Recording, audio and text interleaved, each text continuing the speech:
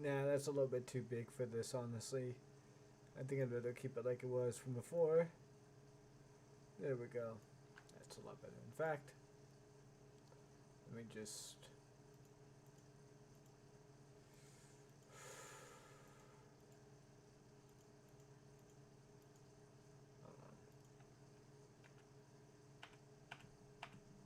Yeah, there we go. Sorry about that. Again, I'm still getting used to using OBS. I should probably set that stuff up before I start doing the streams, but whatever, as you might imagine, new software, new stuff. So, anyways, hey everyone, welcome to the second part here. I wanted to go ahead and simply shout out a bit of a channel that's a bit bigger, that's pretty much bigger than mine by and large, by at least 150 anyways. He's done a number of responses here to MauLer that I've commented on to a large degree. So yeah, I think this guy is worth checking out to a large extent, at least with regards to his comments on the whole Justice League thing, which he's got a lot of them. He's got like, what was it, one, two, three, four, five. He's got like a number of them at least. Yeah, that one. I don't agree with his, by the way, TLJ stuff. That's not the things I do agree with at all. You know, but the thing is that me and him, we do agree with him that your takes are kind of baseless in a lot of ways. There are a few things here and there that you do kind of get right here, in some cases. But they all hinge on being a little bit fair and adding context, which you don't seem to be capable of doing here, MauLer. So yeah, I'm gonna go ahead and show you some of the instances. Here's one of the comments I made. Snyder wanted to give WB their cake and have them eat it too. He wanted to create an intricate movie series that allows for other movies to be made, while at the same time having an ending for his story. And once he was done, the next studio exec can take over and do whatever he or she wants. Yeah, and that is basically, as I said, like pretty much what was going on there. You know, that was... He had a beginning, middle, and end for his series. And then he had a number of directors and actors he brought on, quite literally, to flesh out these characters on their own term, in their own particular style, while at the same time sort of leaning into what it is. The only requirement is that they make the movies like unfold in a fashion in which you're watching a comic unfold on screen. In fact, that's what the slow-mo is about. For those of you who don't know, the slow-mo is quite literally meant to like give off the illusion that you're watching a comic book unfold on the big screen there. That's why also you have the aspect ratio being put forth in that regard, because it's meant to give off the idea that, oh, these are larger than life figures. They not only are larger than life in a sense, but they tower over you in the screen itself. Every character does. So yeah, I think that's important to understand here. So yeah, and that's really like, that's fairly like pretty well known. That is pretty much what Zack Snyder was going for, and he succeeded. Alright? I don't really give a flying fuck whether or not you think that's good or bad in any particular regard.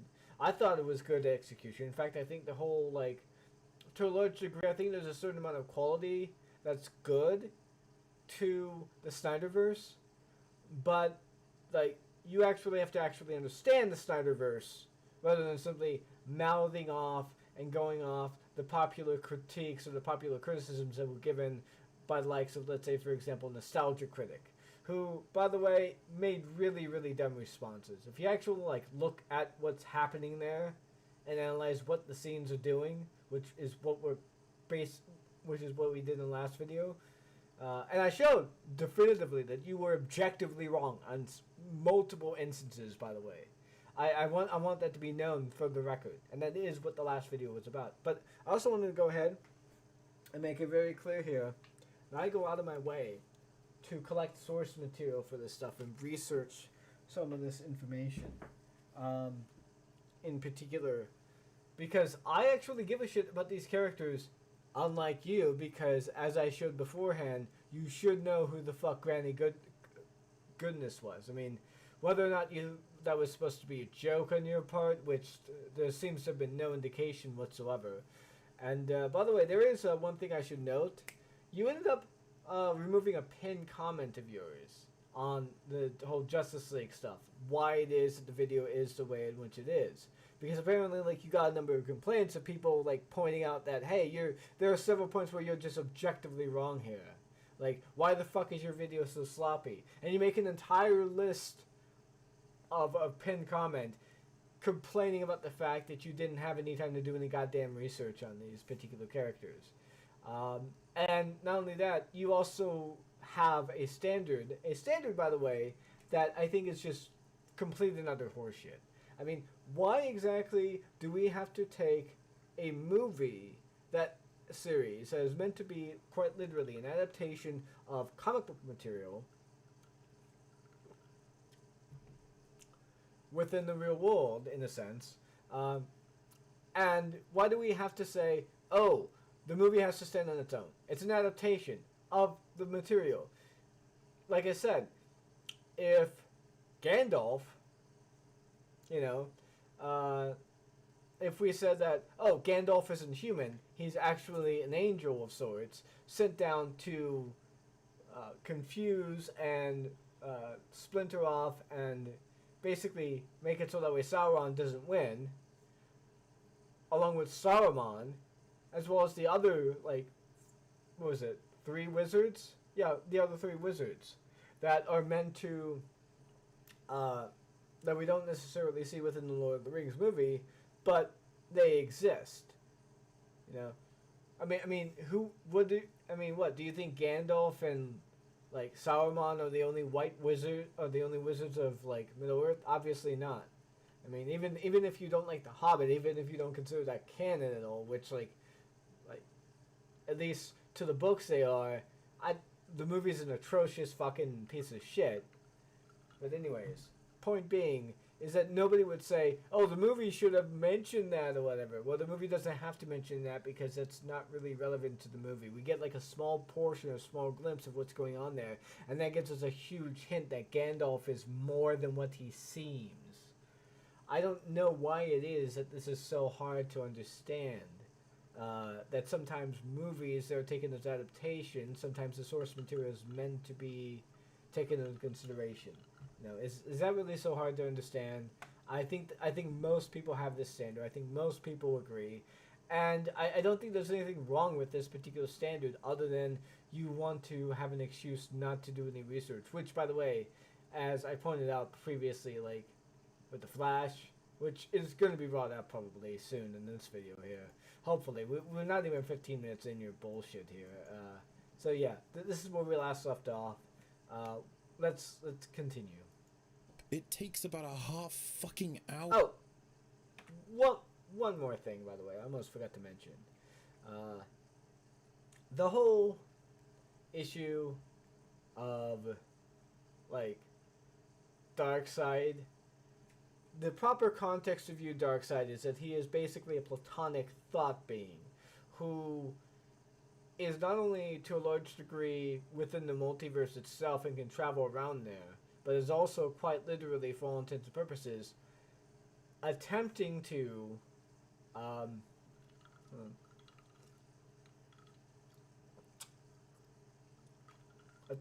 take life and bend it to his will. And he's sending emanations of himself out into the world. He's not a, like, physical being. In fact, if you were to look up, let me go ahead and bring it up real quick. Hold on.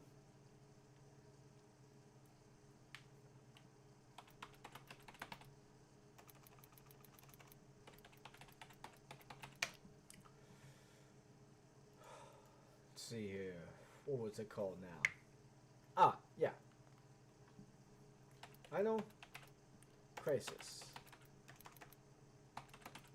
So, if you were to go, for example, to Final Crisis, you were to go to here, for example, you would find out that Darkseid, I think it's issue 6 that it's revealed in. Yeah. Darkseid basically ends up showing up as true Darkseid. And what true Darkseid quite literally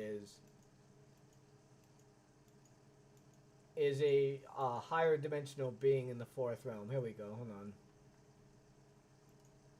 There he is right in the background. See? So, yeah. He's like literally peering himself through the ether. And the only way Batman's gonna deal with this is to shoot a radion bullet. So, yeah. And this is basically the new God's kryptonite.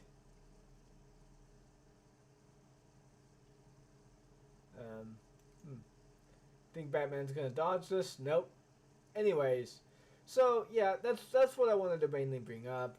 I think it's important to understand these things about these characters because when it comes to Darkseid, like to viewing these characters in their proper context and how they're supposed to be viewed as they're written, unless they're written like that, unless Darkseid has this desire for the anti-life equation and to rule all life throughout the entirety of the multiverse, unless we have that context for who he is and why he's in there, he's not Darkseid.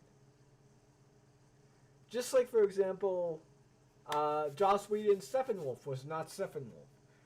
This version of Steppenwolf is who it is that I think like actually resembles him. Anyways, continuing. As nukes now, they might just be able to help. It takes about a half fucking hour to get through these scenes, and they only accomplish the same degree of storytelling as a single conversation Diana could have had with her mother. Remember, she can fucking fly out there. It would have been a strong opportunity for exposition and characterization for Wonder Woman beyond pining for Chris. Not to mention spouting platitudes in each scene. It would have been a single conversation Diana could have had with her mother. So, you said vague, and yet you show that, like, she can fucking fly out there. It would have been strong.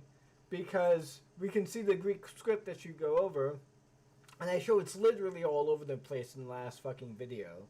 In fact, let's go ahead and bring that up again here. Let's make sure to have that be a thing here.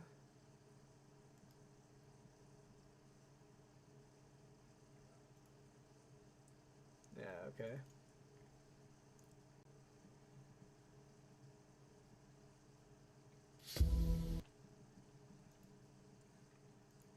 Let's see here.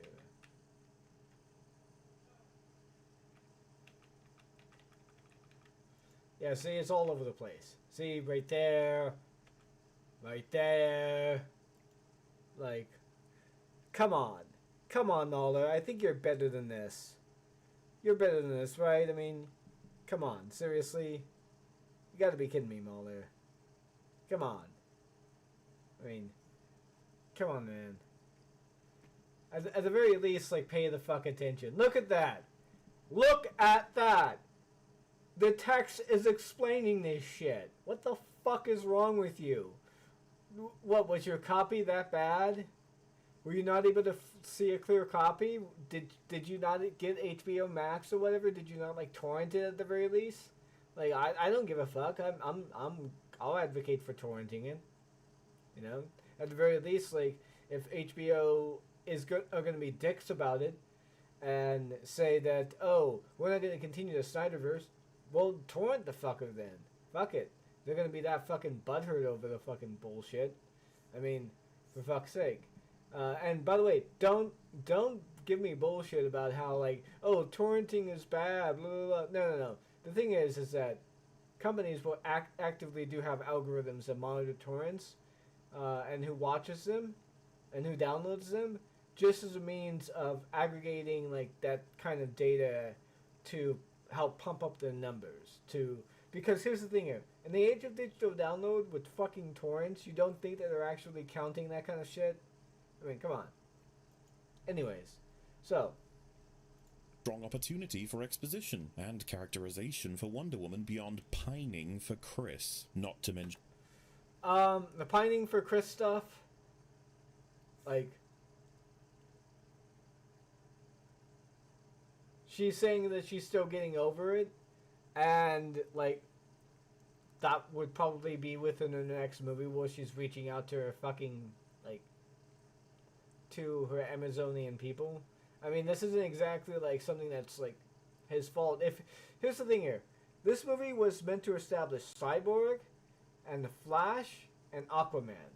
So why is this a problem? Like, we already know who Superman is. We already got like a movie to a large degree dedicated to the logic and the ideas and what it is that Batman's trying to do. We already know what Batman is attempting to do. We already know his motivation, why it is that he's doing what he's doing. By the way, we're probably going to get to that maybe in the next video at some point. And we already have one movie for Wonder Woman for why it is the way she is. And we got her introduction in BVS, for however small it was, but we understood that she has some kind of motive in a sense in that regard.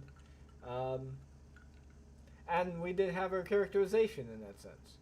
So, and here's the thing here.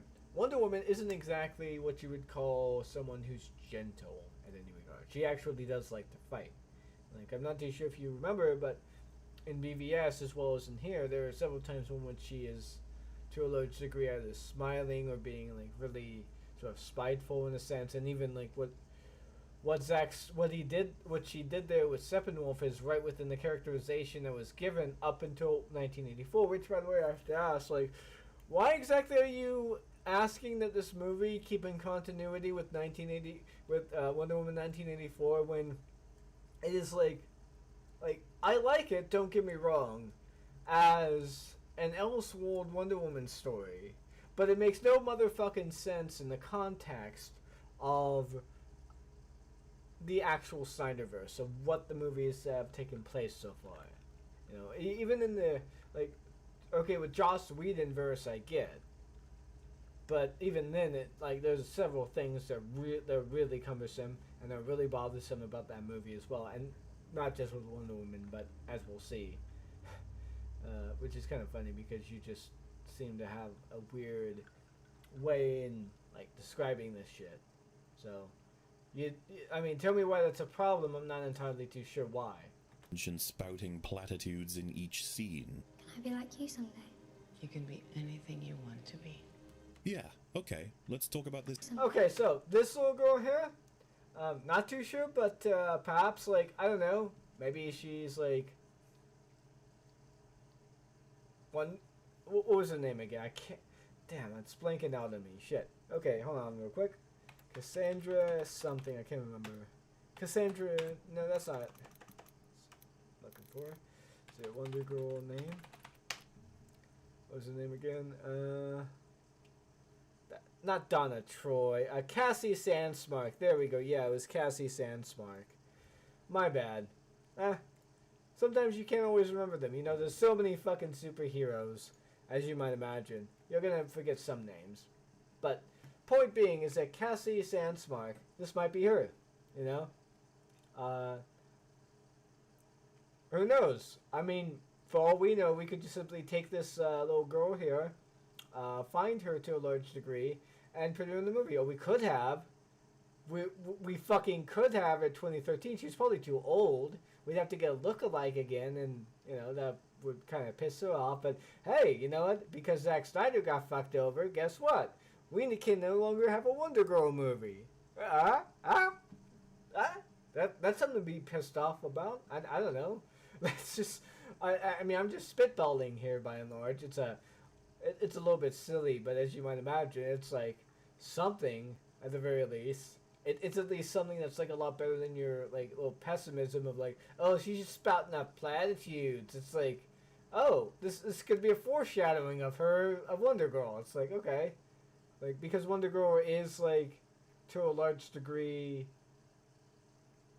basically, I don't know, like, a large, like, what was it? She's meeting in, let's see, where's she at actually? I believe where they go is like kind of in an archaeology place, if I remember correctly. Or, no, it's a bank, yeah. It's a bank. So yeah, let's continue. You can be anything you want to be. Solo movie. Okay, let's talk about this scene. Diana was shown to avoid killing people in both of her solo movies. Only in the alley scene. That's just a fact. Like, here, do you want me to go over the movie? Here, let's go over the movie. Let's go over the movie, here. Wonder Woman.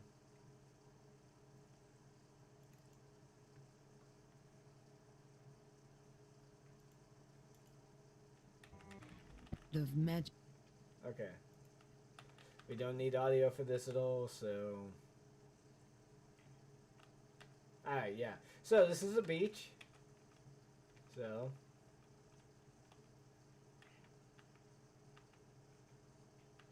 Point where she takes up a sword. So, yeah, I believe she...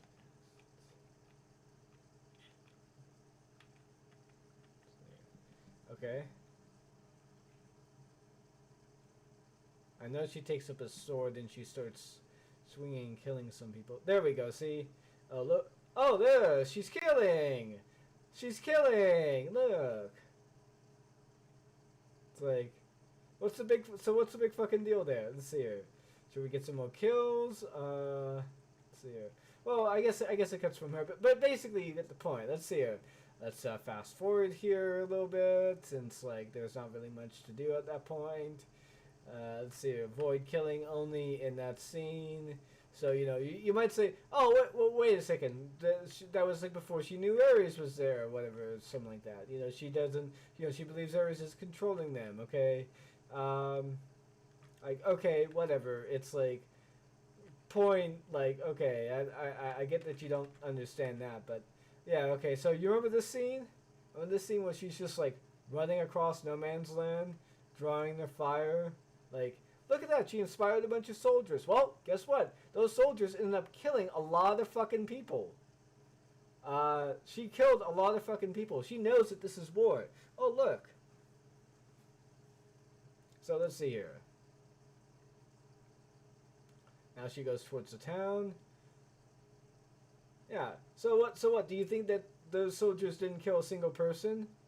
Do you think that that none of those soldiers resisted whatsoever? Like, what? Like, okay. Alright. How about this? Well, guess what? All these people in this room are dead.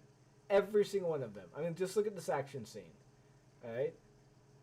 Like, there she is, deflecting the bullets back. They're obviously trying to kill her. So, let's see here. She takes the weapons, breaks them. Oh, look. Guess what? That guy's fucking dead. That guy is not knocked out. He is basically dead. I mean, he fell on his fucking neck. Fell on his goddamn head. Regardless if he's wearing a helmet, his neck is fucking just cracked. There's no way he survived that. There's no fucking way. There's like, maybe like a 19% chance he survived that shit. You know? I mean... so, yeah.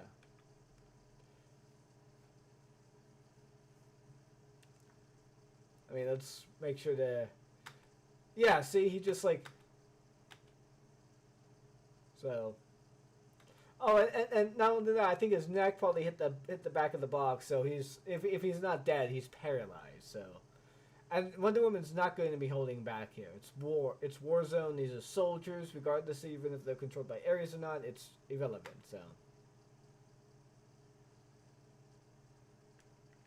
let's see, hold on. Just...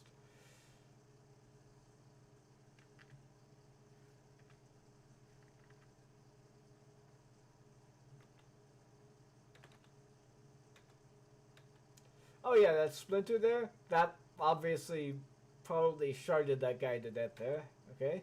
Oh look, she deflected a number of bullets there, and that guy's dead. Like, you know. Yeah. I mean, yeah, she's deflecting bullets back and whatnot. Some of them are hitting them in the head. You know, she's clearly, like, just doing so much damage in a sense. Oh, look. Oh, yeah, that guy's dead right there. She just broke his neck. The guy on the floor there. Okay, some of those guys are dead. Some of those guys are not. Most of those guys are not dead. I mean, most of those guys are dead. Some of them are not. Okay? That's what I meant. Sorry. So, yeah. And let's see here. Let's remember this, by the way. Let's see here. Those guys are probably knocked out. They're probably a lot disoriented. Yeah, that guy's probably dead.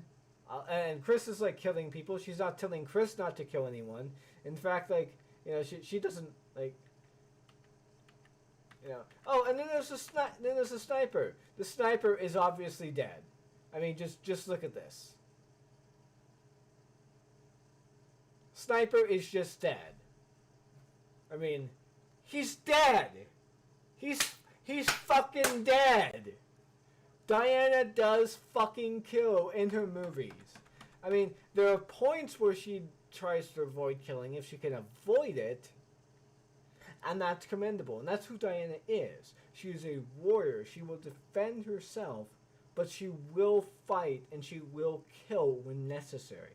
That is who she is. That is who she has been in this run. That is who she has been in these runs, by the way. This is the third volume of George Perez's run here. You know? She's like that. That's who she fucking is. Jesus Christ, MauLer. What the fuck is your problem here? Like what? Wonder Woman can kill? Oh, do we need more proof? Well, let's see here. Let's look at her infiltration into this camp here. Like, she like literally. Look, like there. The guys might not be dead, but those three probably are. Like she caved in both of their chests. I mean, what the fuck? Oh. And if he landed on his head, he's probably dead. If not, he might be paralyzed because, you know, he, like, hell, he might even be dead because, you know, falling on your back might end up breaking your back, and you might get paralyzed. But if you fall on your, like, your chest area and whatnot, and you break your ribs, and your ribs get into your, drag it into your, like, into your lungs, you're dead. Like, she kills a lot in these areas. And it seems that she mainly, like, hold on for a second, let me get another Putin bot. It's the Putin bots again. Anyways, as I said before, she mainly seems to kill soldiers. It's only in 1984 and only in the alleyway that she does so. Which, like, in those instances, she's obviously trying to avoid the kill because, like, she can. Because she's able to, and because the context calls for it. In 1984, yes, she does that, and only in the alleyway. But like I said, those are context specific. Like, I think allowing for Diana to kill when the context calls for it is perfectly fine.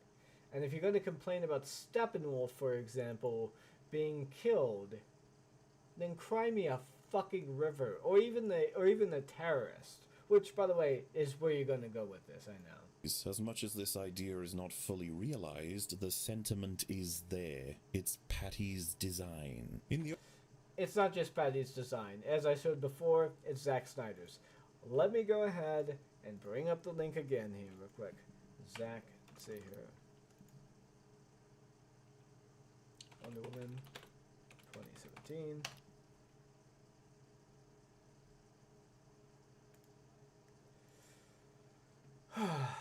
Yeah, so there you go.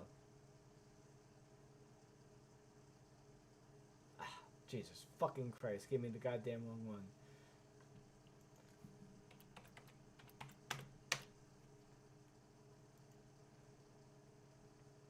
Yeah, so as you can see here, Zack Snyder, Alan Heinberg, Jason Fox.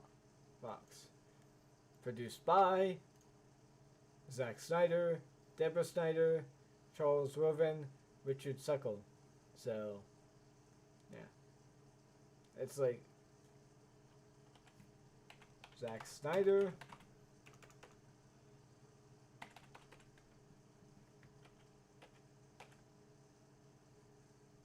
like he's at least mentioned 16 times in this shit. Like he obviously had some degree of control over this stuff, and in a lot of sense he had some direction over this stuff. I'm pretty sure he even recommended like writings and comics to Patty Jenkins on who Wonder Woman was. He probably even recommended Gail Simone's runs to her, I would imagine.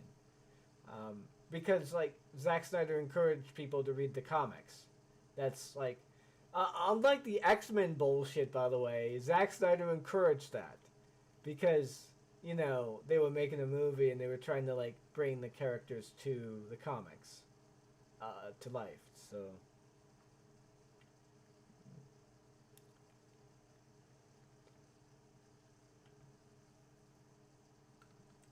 yeah, it's like, what, like,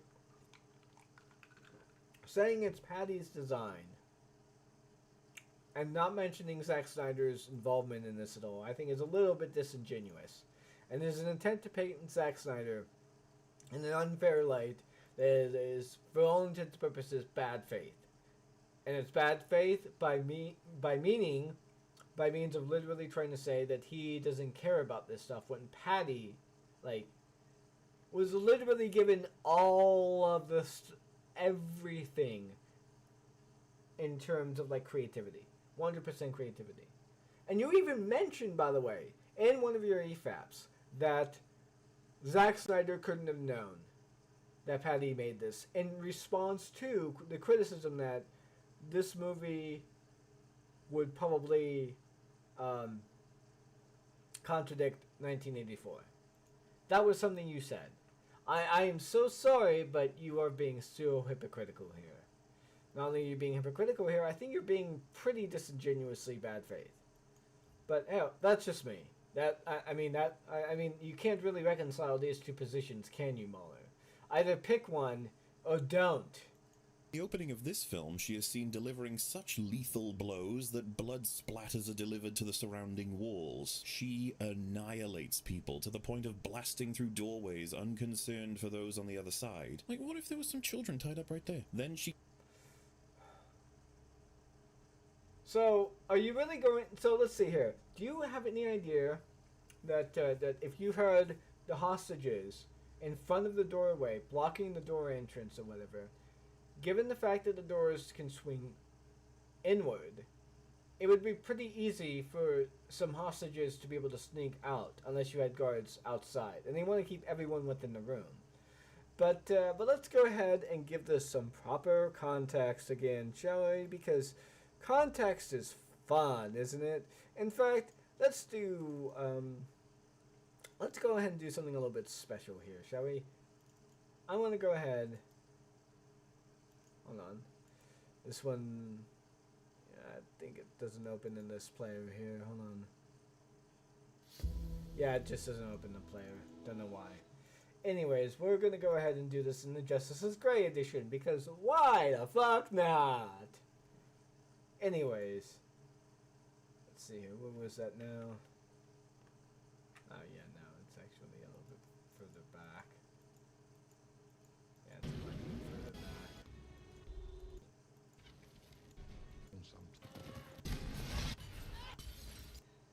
Ah, yeah.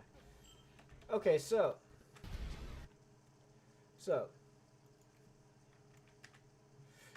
I just want to make it very clear here.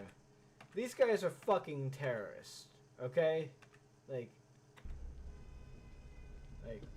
this is what happens here in this movie.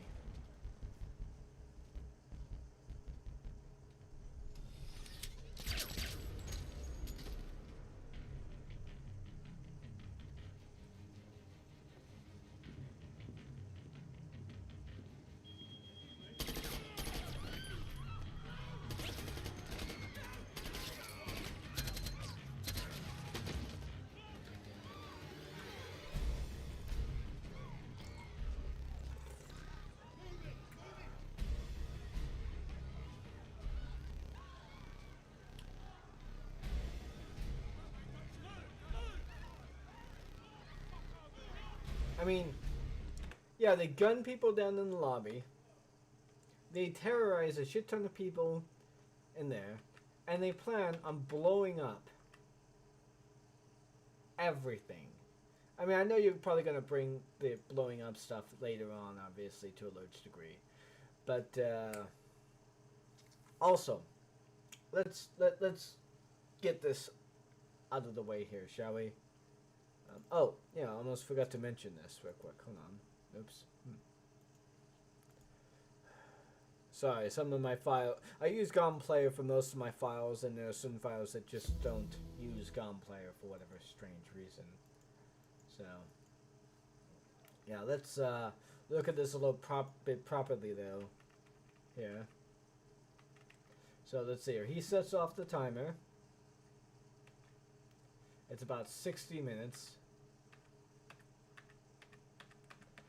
And let's see here. She bursts through the door. And as a result of her being there, she has to, for all intents and purposes, survey her surrounding. The moment they recover there, he fires off. You know, obviously.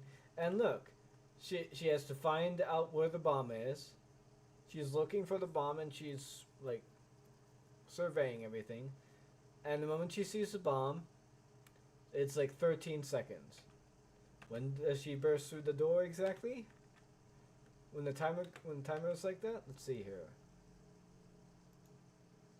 Ah, fucking Christ.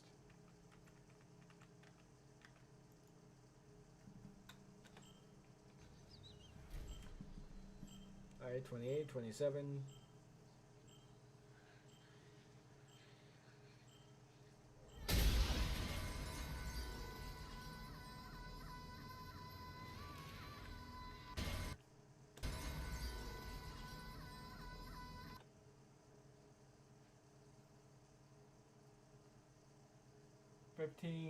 Fifteen, 16. She burst at the door right around with the 15, 16 second mark, so.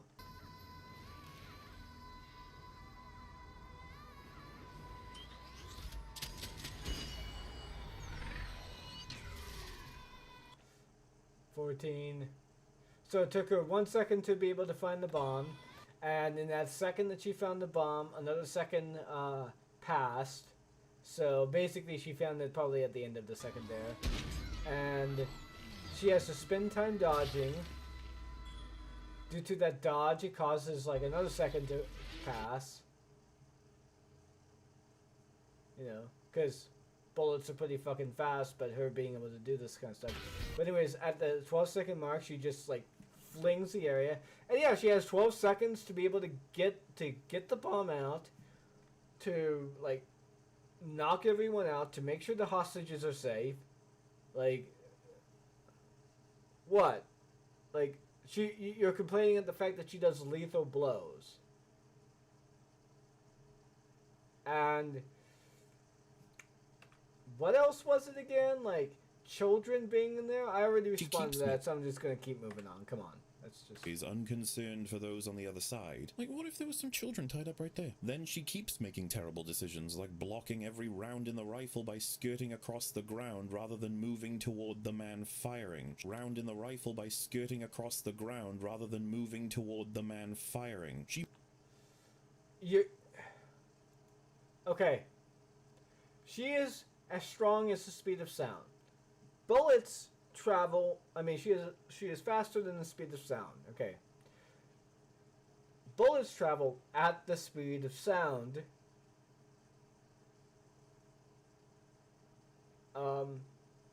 But she's not, like, so incredibly fast. But I want to go ahead and put some context here again. Because, you know, I don't know if you're, like, just being dishonest about this at all. But, you know, she gets blown away.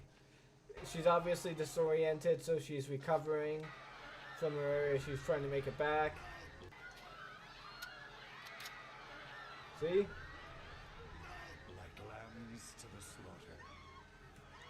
So, let's see here. Let's see how this scene plays out here. Fires the bullet. She comes out. He's a little bit stunned. He quickly flips it over to there.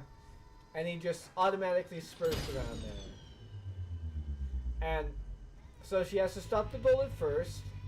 But then another bullet's going to come out of the fucking scene there. And look, she is barely able to get that thing in place. So she has to move fast. Okay? Like... Okay, so...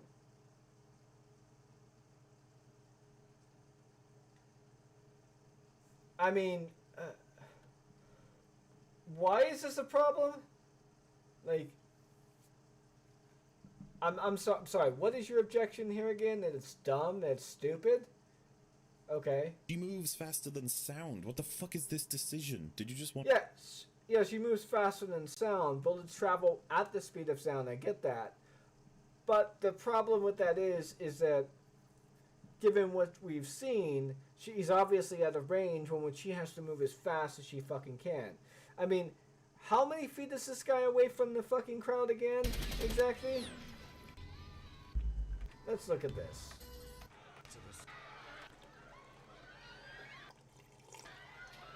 He's standing about... Let's see here. Yeah, he's standing about... I want to say... 6 feet? 8 feet? Like, what? You honestly think that Diana moving faster than the speed of sound and bullets traveling at sound, that somehow the trajectory of a fucking... that the trajectory of a bullet doesn't matter if, like, he's closer to you or not? I mean, for fuck's sake, MauLer, for fuck's sake. Are you going to tell me that you're going to criticize this and not bring up the fact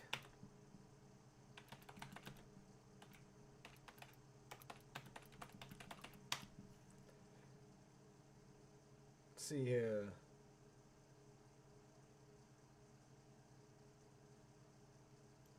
Yeah. Are you seriously going to tell me that you have a problem with that, but you have no problem with this? Like, that you have no problem with this, yet Neo, like, are you fucking kidding me here? Like, how far? I mean, fuck it. I don't care. I don't care. Like, how? This is like such a bad point. Like, what the fuck? This is like, objectively, you were just wrong. You are just wrong. I don't even know what to fucking say. There's nothing. Like, what the fuck? I'm sorry. This is just embarrassing. This is like, you're wrong on almost every single fucking account. And there's like maybe one point you had that I thought was valid. And even then, it's not all that valid. It's not that bothersome as much as you're making it out to be. I don't know. And again, these are fucking terrorists. Why the fuck would you give a shit? But let's continue on with what your point is. Want to look cool? Because it wasn't cool. Then there's... Was that meant to be a joke? Because it wasn't funny. Her lack of movement while he fully reloads his gun. She could have taken it and punched him. She could have... Then there's her lack of movement while he fully reloads his gun. She could have taken it and punched him. She could have used that lasso she constantly forgets she has. Does she even have the lasso on her? This might actually be a valid point here.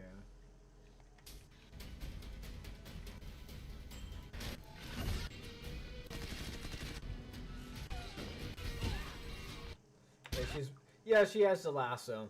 She has the lasso. But for the record, it's just like, the criticism is, why'd she do the move? Why didn't she do the other move? My question is, why is that a criticism? Like... done. She could have taken it and punched him. She could have used that lasso she constantly forgets she has. She could have put him to the ground. Instead, she gives him the god-killing super move.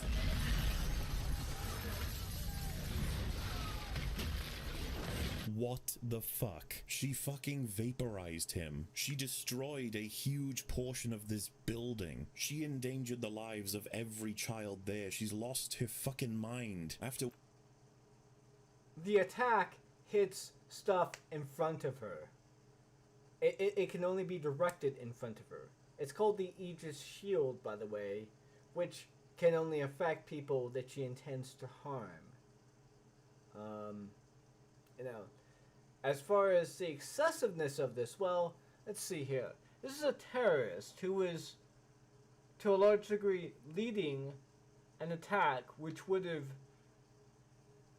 precipitated a number of other attacks, likely, that likely would have brought quite a bit of Europe, or at the very least England, to a standstill and a hard halt on their economic advancement, because I guess they're like terroristic Luddites.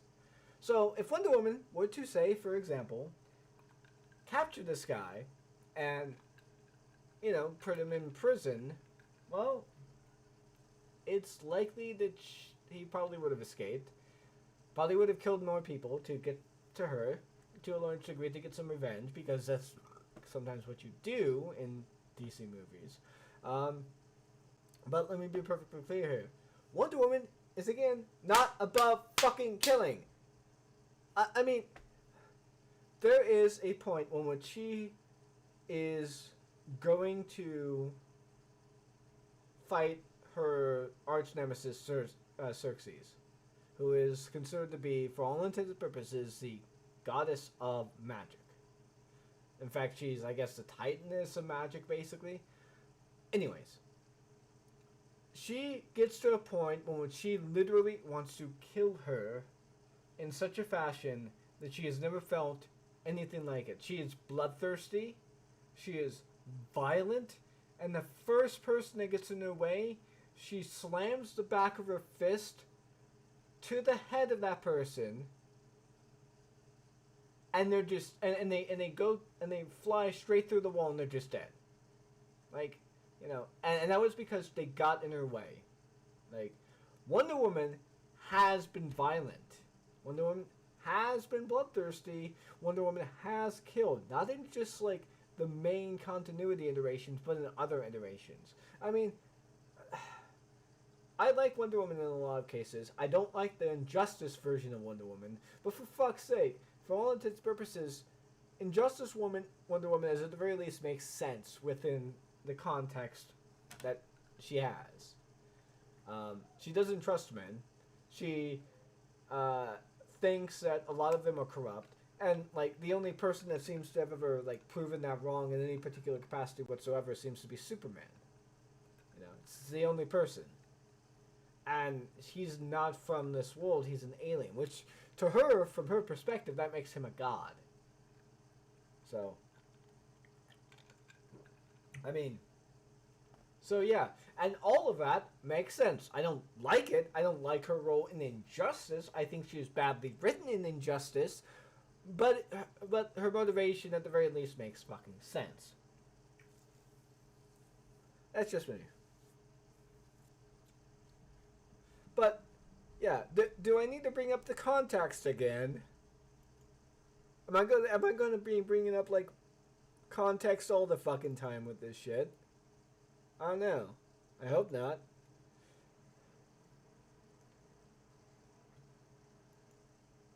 No, that's not it. That's not what I'm going for, I guess. Yeah, okay. So, let's see here. Yeah, this is what I'm thinking of.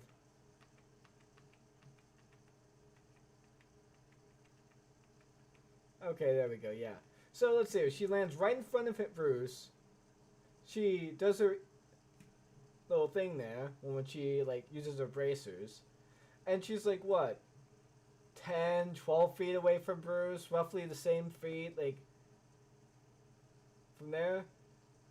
Oh look, oh my god, she could have killed fucking Batman. She's a fucking psychopath. It's like, what the fuck are you talking about, MauLer? What? What? What the fuck? Like, are you kidding me here?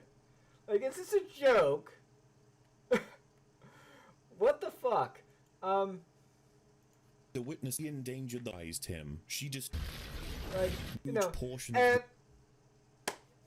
and not to mention, like, she destroyed the wall, yeah. Are you talking to yourself out like, here again? Hold on.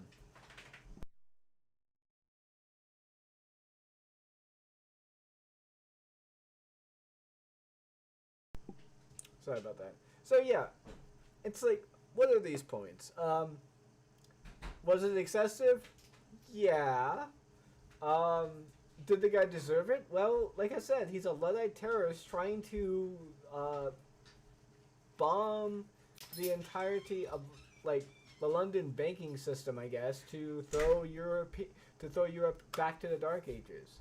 And he's doing that through killing people and through any means necessary. I think killing him is perfectly fine. Like this is an instance in which I think it's okay to do the death penalty. Okay? I believe in rehabilitation, but instances like this, I'm okay with it. Alright? If there can be any medical reasons to keep him alive, I would be okay with that, but killing him, I think is inevitable anyways. Someone like that, I'm fine with. Alright?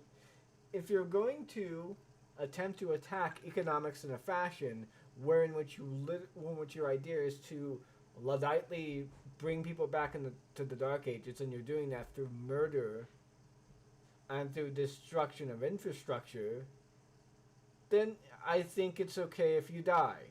I mean, what is this really a hard concept to understand? I mean, yes, I'm for rehabilitation. I wouldn't mind it if he would, like, tried and put in there or whatever, but am I really going to weep over someone like this getting killed? If it was by the police, would it be okay? Like, but if it's by Wonder Woman, it's not. Batman probably wouldn't have killed him, you know, but he probably would have gotten killed by the state. But if it was Batman, he would probably be one of the rogues gallery. That probably would have been Joker. But the point is that I don't know why this is a problem.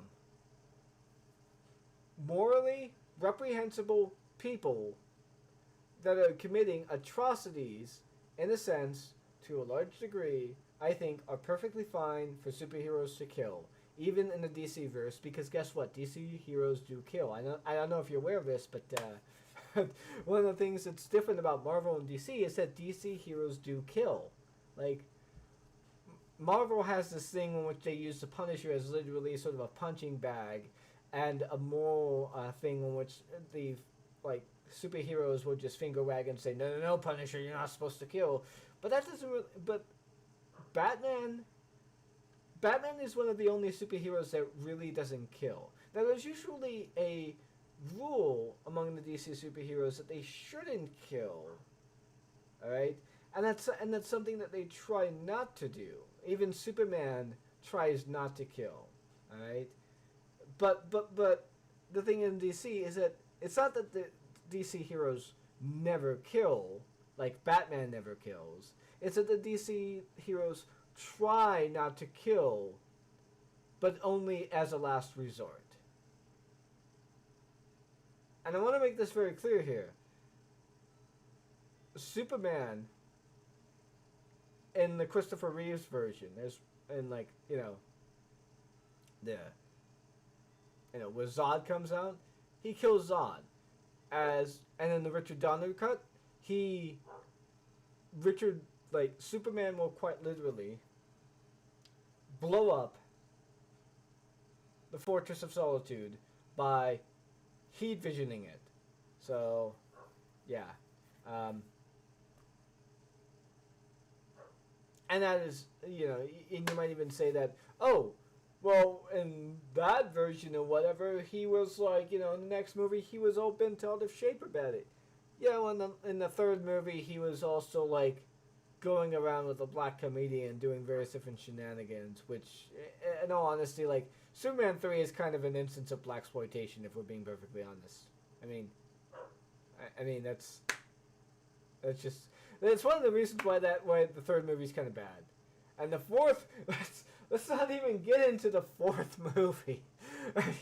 Let's not even get into that shit. And anyways, point being is that you obviously aren't aware of the intricate histories of these characters and how they've been portrayed and how they are portrayed.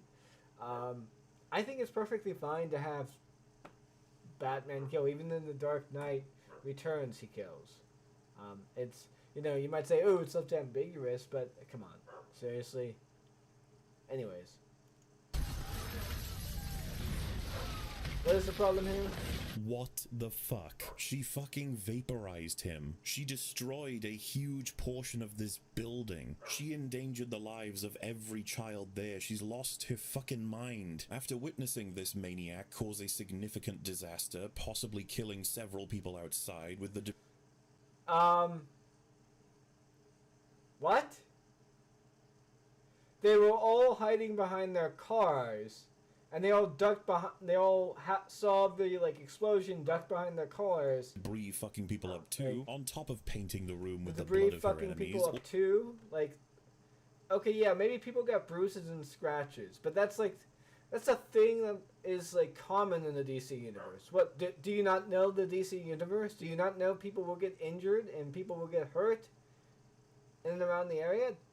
That's a thing. That happens. People are hospitalized all the fucking... There is a literal fucking insurance company in the DC universe that insures civilians from the damages created by, superheroes fighting, for fuck's sake. What the actual fuck, MauLer? Do you not know this? I mean, let's... I guess I gotta bring it up.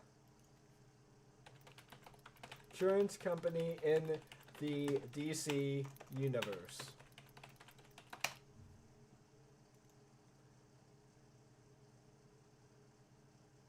Why the fuck is it bringing up damage control? Probably because Marvel is really fucking big. Okay, hold on for a second. Gotta answer the Reddit stuff or whatever. Oh yeah, that's right. Bruce Wayne ends up picking up a lot of the tab for that. Yeah, that's it's one of Bruce Wayne's fucking. Let's see. Everyone's bringing up fucking Hold on. Let's see. DC. Here we go.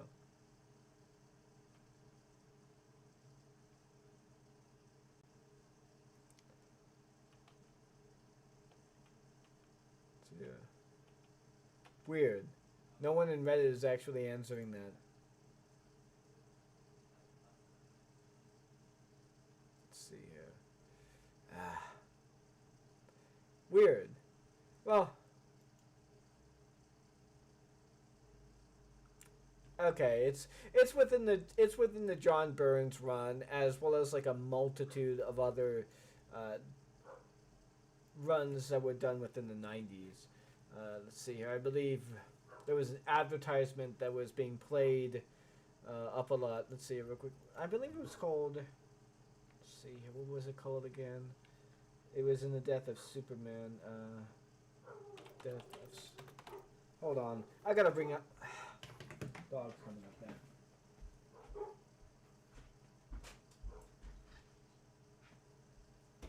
Hey, come on. Roma! Roma girl! Roma! Fucking Christ, I see you coming through the back again.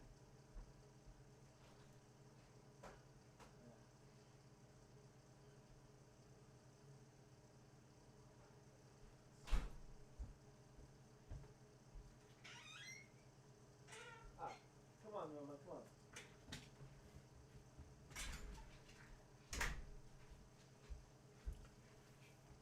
Alright. Death of Superman. Insurance. I remember that there was a little bit of a thing going on, in which, like, you know, there were a couple of advertisements being shown on TV about. Great. God damn it. Fucking Christ.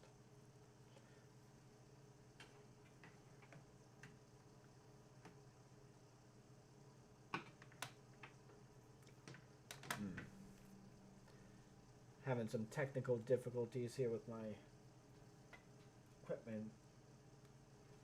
There we go.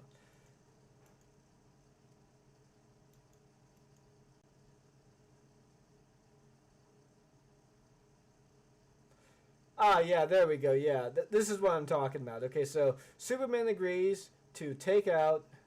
Hold on.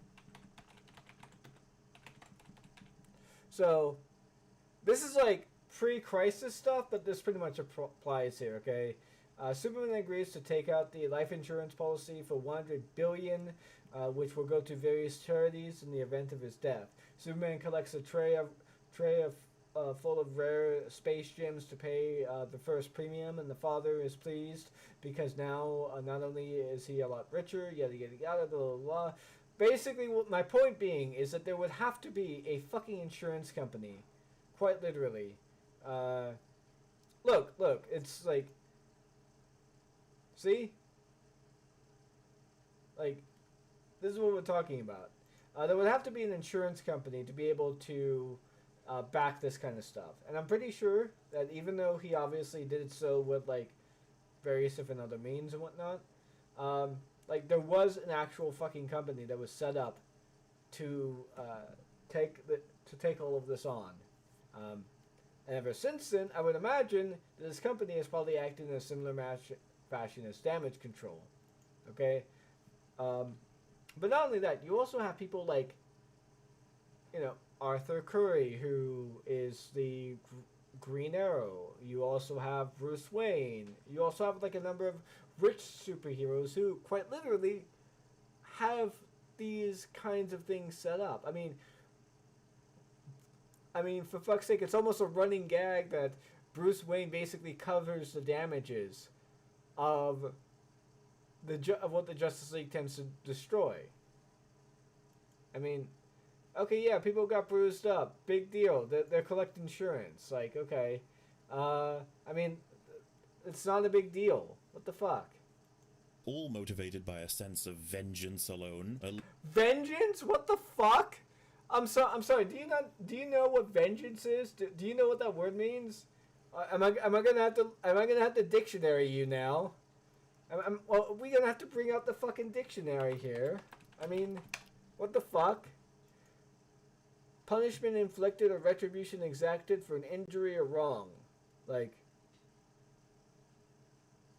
okay. Like, what, are you, like, literally going with this? With vengeance used to emphasize the degree to which something occurs or is true. Her headache was coming back with a vengeance. Okay, that's, like, metaphorical. But, yeah, it's, like,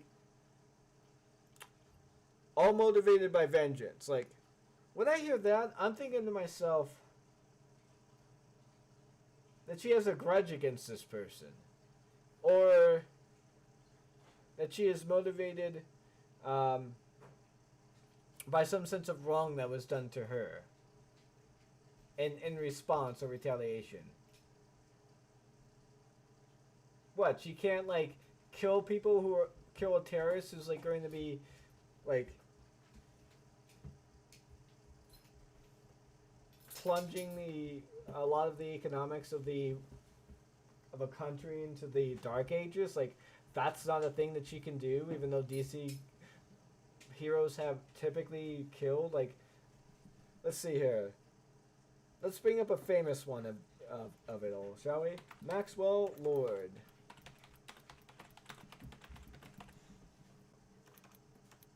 Sorry, Wonder Woman.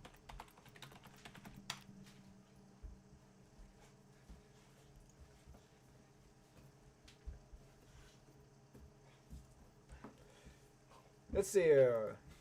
I believe this is where Wonder Woman snaps the neck of Maxwell Lord. Because she is, quite literally,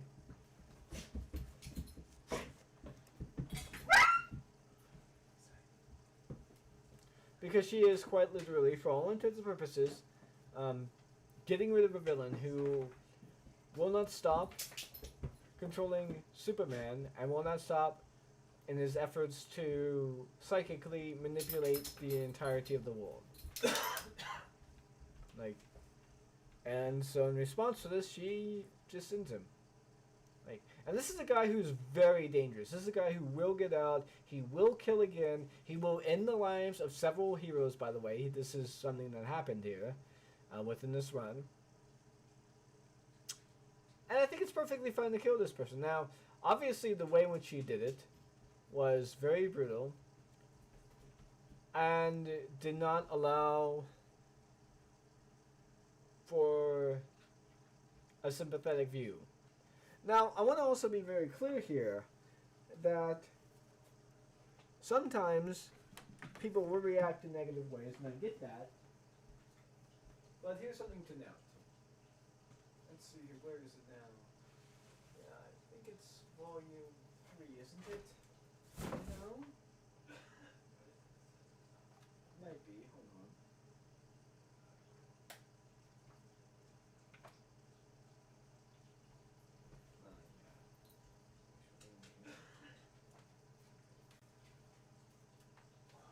That's probably volume 1 then.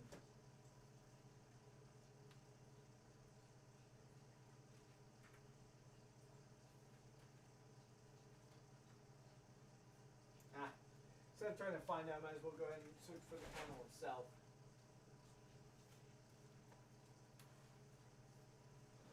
Anyways, it's in one of Greg Rucka's runs.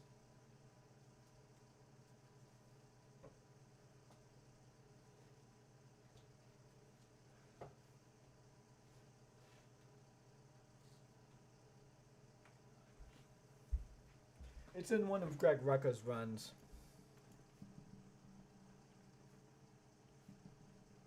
Wonder Woman, Medusa beheading.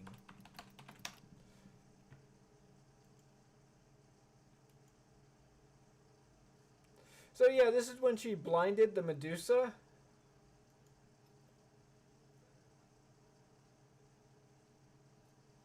And by the way, I want to make this very clear here. People, unironically, I don't know why this is, but they decided to go ahead and also, like, turn on her for that too. Even though she was saving people's lives. Like, if she had been killed, the Medusa would have turned everyone to stone. That would have been a significant portion of the world. Probably at least 2/3, maybe, given how this was, like, put forth. Oh, hello. Sorry, got a little visitor here. Got a little bit of a visitor here. But yeah,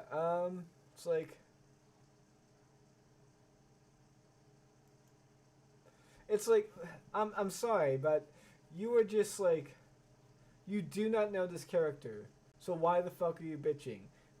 Like, what the fuck? Little girl asks if she can be anything she wants, and Wonder Woman confirms. Awkward, considering she's a demigod with the power to nuke buildings by slamming her braces together because she was born of a special species, but more importantly, this scene hits in no other way than fucking farcical. Let's not forget what happened to the last person who wanted to be like you, Diana. Even now, patronizing me. But I hear you ask, how does one fix this? I'm sorry, what? You're kidding me, right? Like, okay, first of all, again, you are being quite a bit of a disingenuous cunt, as I said beforehand, because you previously mentioned on EFAP, by and large. I'm not going to bother finding the clip, because if I had to find the clip, I'd have to go through it, edit it, and this would not be a live stream, obviously. This would be a premiered video. And I obviously would have had a script, but I really don't care to make one right now. I'll probably do something later on in the future, probably use clips here and there to elucidate some of my points, to bring them up. But point being is that you said that Zack Snyder didn't know that Patty was going to make this movie, and we all know that Patty didn't know that she was going to make this movie. In fact, let's go ahead and bring up a little bit of some. I guess I have to keep saying it. Context here for how Patty Jenkins thought about Wonder Woman. Let's see here real quick. Maybe there's some kind of interview here that makes it click. How did Patty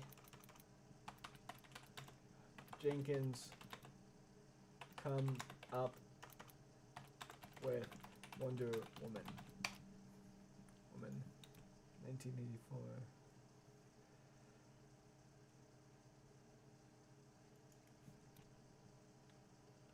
Let's see here real quick.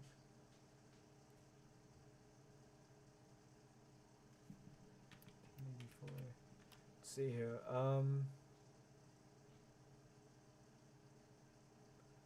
Oh yeah, that's right. It was on Thor. It was on this channel, Chan Thor.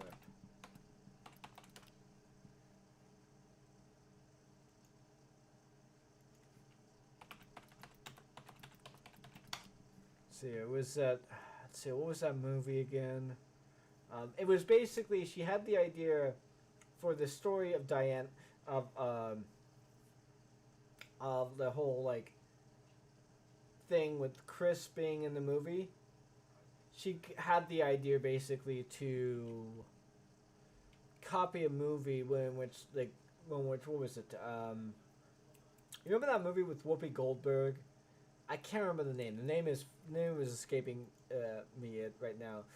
Holy Knight Vader and Yax. If you guys are still there, remind me the name of this movie. It's basically one in which a ghost is supposed to cross over, but doesn't. Gets in contact with Whoopi Goldberg in an effort to warn his wife about the fact that the person that she's working with is a killer, and the fact that like this person killed him. And, you know, there's this, like, little body swap thing or whatever, in which the ghosts are able to quite literally possess Goldberg in the sense, Whoopi Goldberg in the sense, and she is, like, also, she has this, Whoopi has her own plot, quite literally, when she's, like, a psychic medium, one who, like, recently tripped on, tripped in the sink or some shit like that, and, like, hit her head, and now she's actually like a psychic medium, like, and that's how she gets involved in this whole thing. And there's a thing about being able to bring his killer to justice in order for him to go into the afterlife.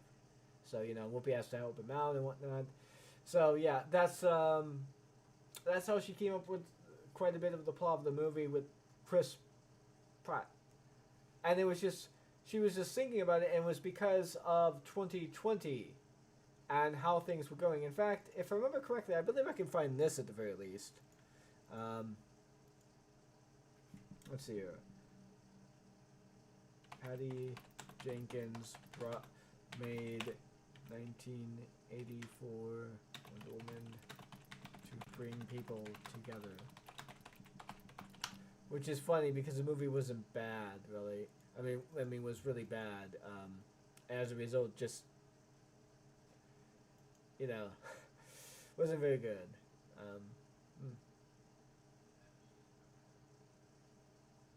Quick.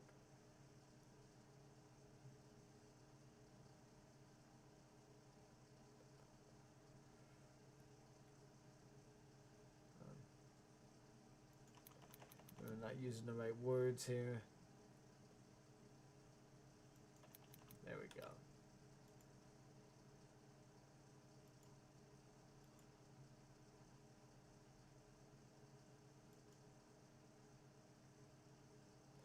I'm just getting fucking links about how the movie was, like, bad and, like, why it was bad. Like, what the fuck? Seriously? Search engine. Sometimes they just don't work for you, you know?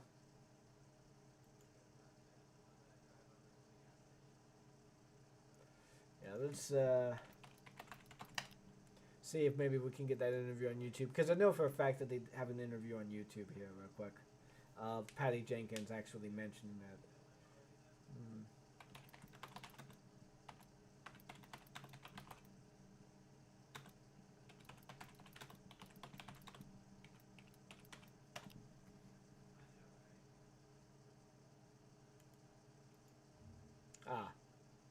Let's see,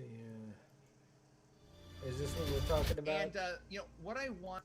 Fun thing to work on, because here you have someone who, even in the first movie, she's in man's world with her tools for the first time. We watched her get the tools, so she's just started figuring out what you can do with them. All these years later, what would she have figured out to do with the lasso and with, you know, her? This time around, you know what I loved about it? I love that it has both at the end. We had a visual effects, you know, a big battle, which I captured all of our hearts with the first movie, was that this iconic super. Okay, it's obviously not coming up, but point being is I'm recalling a lot of this stuff off of memory here, and I'm seem to be pretty good at it with, you know, the other with everything else. So you're just gonna have to trust me on this one. I'll have to go through my history files and see where it is that this where it is that the source came from, and I'll probably do an actual edited video. But as I said beforehand, like, you even admit that this, like, again, you're being a bit disingenuous. Let's not, but more. But as I said before, like, again, she's probably Cassie Sandsmark, and even if she's not, the entire point of fucking DC superheroes is quite literally that these are people who we would want to be. In other words, or rather that these are people who we aspire to be, like, you know, who inspire us to be like them. Like, Superman basically is embraced because he represents the best that humanity has to offer, no matter in what version, per se. Even Nazi Superman has, to a large degree, a lot of redeeming issues there. He doesn't even like fucking Hitler. He thinks Hitler was a madman, sociopathic fucking murderer who holocausted so many fucking people, to a large degree. Like, that's like, Nazi Superman doesn't like Hitler. He thinks Hitler's insane. I mean, if Nazi Superman can think Hitler is insane, and you know, I mean, even as a Nazi, he's a good guy. It's like, what the fuck? Are you fucking kidding me here? Yeah, Holy Knight's kind of a guy who's been subbed to me a while. Yax is new, but yeah, it's like, if Nazi Superman can be like somewhat better than, like, I'm sorry, this is just too dumb to put into words, like. But yeah, you seem to be taking off the ideas that Marvel are people who we would like to be, but but you don't understand that DC superheroes are people who inspire us to be better. Like, if you don't understand that, then you just don't get DC. So why the fuck are you watching their movies? If you don't get that. Importantly, this scene hits in no other way than fucking farcical. Patronizing me. But I hear you ask, how does one fix this Oh, yes, if they let's were see giving what it was an going edit? on now. Well, maybe remove the blood and cut the scene as she does her blast. Maybe you allow the audience to assume that her blast was just a small one and it only hit this guy over, instead of confirming that she chopped a chunk out of a building while turning this man to ash. If you want to make it into a Marvel cartoon, sure. I mean, you know, we can take a look at it and see how it actually looks in retrospect. I mean, let's see here real quick, because I do have the files. I mean, like I said, I did come somewhat prepared for this stuff. Let's see here. There it is. Okay. Let's see what it looks like here. I mean, I'm aware of the fact that it's like a thing that some people might have wanted. I mean, you've got an obsessive compulsive little troglodyte named Summertime going through your video, obsessively commenting on literally every single thing in there. So it's like,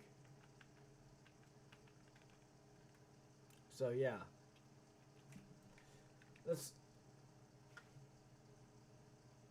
see what it looks like. Okay.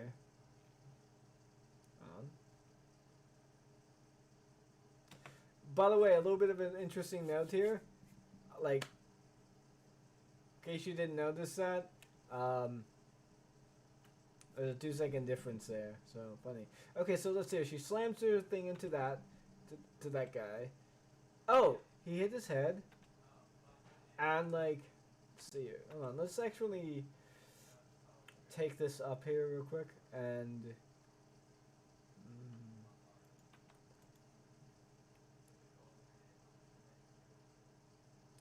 Let's do the speed down here. Just.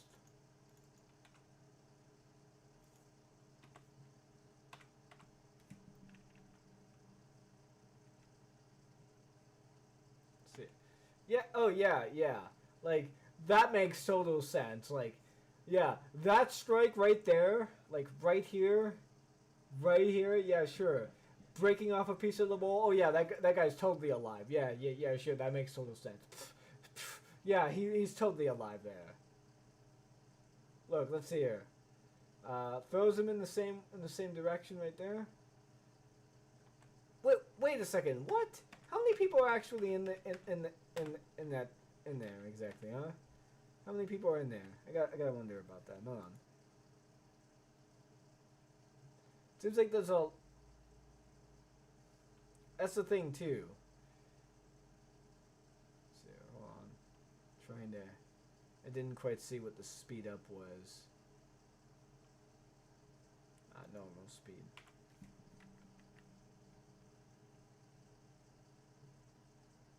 One. Let's see here. Okay. There's a good shot. 1, 2, 3, 4, 5, I guess. 1, 2, 3, 4, 5, 6. 1, 2, 3, 4, 5, 6, 7, 8. Yeah, there's like at least 8 people. There's like at least 8 people in here. So, say 1, 2, 3. Like. Wait, you're praising. Wait a second, what? There's 8 fucking people in that movie. She takes out 3 people. And the rest are knocked out? What? Look at that, they're just gone. Where the fuck are they? Where the fuck did they go? Like, where the fuck did they go? I mean, come on. Seriously. Where the fuck did these people go? Where'd they go? I mean, come on. That doesn't make any sense. I mean, I'm distracted by the fact that they're gone. Like, what the fuck? Like, I get that it's supposed to be, like, fast and you don't notice it on the area, but if you break it down, it's like, makes no motherfucking sense. Like, I guess in theater, if you watch in theater, you don't notice, but when you're watching it at home, you do. So it's like, it's a theater. Are you praising this only for the theater experience? I don't. Why are you praising this? Why is this version better? Like, you're saying. I obviously know why it is that you're doing this. You're doing this to do. Nino, Joss Whedon version better. Nino. Like a fucking troll. Why? What is this going to accomplish exactly, other than just simply pissing people off? Like, so we went how it looked. It looks ridiculous. It's really odd, really awkward. Doesn't make any motherfucking sense. I'm sorry. Why was that version better? Like, it looks cartoony. It looks pretty fucking laughable. And like 6 people disappear. Sorry, 5 people like in the room just disappear, or like 4 or whatever. It's like, or they just magically get knocked out. Like, why? Or like, what? Like, were they standing directly underneath her when she jumped up? Even though we don't see them, and they're not like, you gotta explain this, MauLer. I don't even understand it. Like, what the fuck are you talking about? I suppose that's the best way to mitigate the sheer character assassination on screen. If only someone could try something like that in an alternate cut. Oh, these children need to see a doctor, by the way. Back to the Dark Ages. 4 city blocks. Oh my goodness, we're going to be blowing up enough of London to return the modern world to the Dark Ages. 4 blocks. That's pretty big for doing that. Okay, fire is not a tiger, and that is not 4 city blocks. I don't... Why are you criticizing the sound effects in this regard exactly? Because I think it's perfectly fucking fine to have a tiger sound effect being pitched the way it was in there to show the viscera of the explosion. And secondly, like, this obviously isn't going to be the first... this obviously isn't going to be the only attack. I mean, terrorists, when they make a specific announcement and when they make a specific notion of what it is that they're going to do, they're not just going to do one attack just to do it. I mean, for fuck's sake, Al-Qaeda attacked America on 9/11, had multiple different targets at that time, but they also had plans to do more subsequent attacks after which. What they didn't count on was America being whipped up into a frenzy, which I don't get why they didn't count on this. Like, it's pretty fucking obvious this would have happened. And would have invaded them ASAP. And not only that, like, our security pretty much ramped itself up to a point in which they couldn't really continue that. And, like, you know, but that's neither here nor there. The point is that this is what terrorists do. When they make demands, they will continue to attack, and they will make another attack, and another attack, and another attack, and they will have their intention, okay? Secondly, like, it's entirely possible that the place that they're going to destroy is laid on a fault line of structures. Because London, I don't know if you're aware of this, is built over the ruins of older London. Like, and as a result, if you were to structurally destroy certain buildings and make them collapse in a fashion that destroys the foundation of what's even underneath there, what's underneath the foundation there, you could actually collapse quite a bit of the street.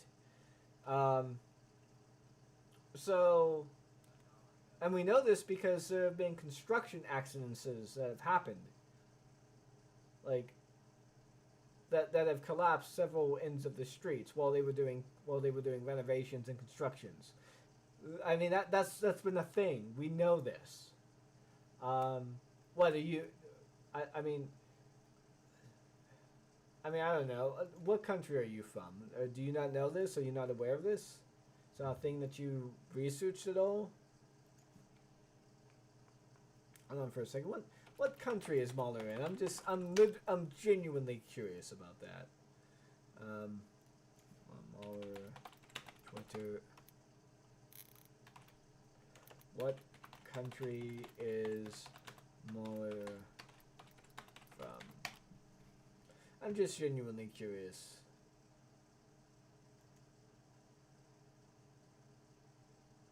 Oh, you're Welsh. I would expect a Welshman to know this. I mean, you guys are in London, right? I mean, Welsh is a part of, like, England. I mean, sorry, not like Welsh is London or English. I mean, so yeah, Welsh England. Yeah, you guys are part of England, so you should know this. This should be a thing that you're aware of. Like, why aren't you aware of this? Like, oh.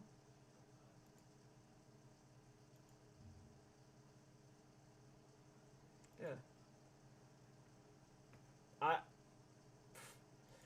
I guess history and that kind of stuff is, I guess it's a universal issue. I don't know. Few minutes, 4 city blocks.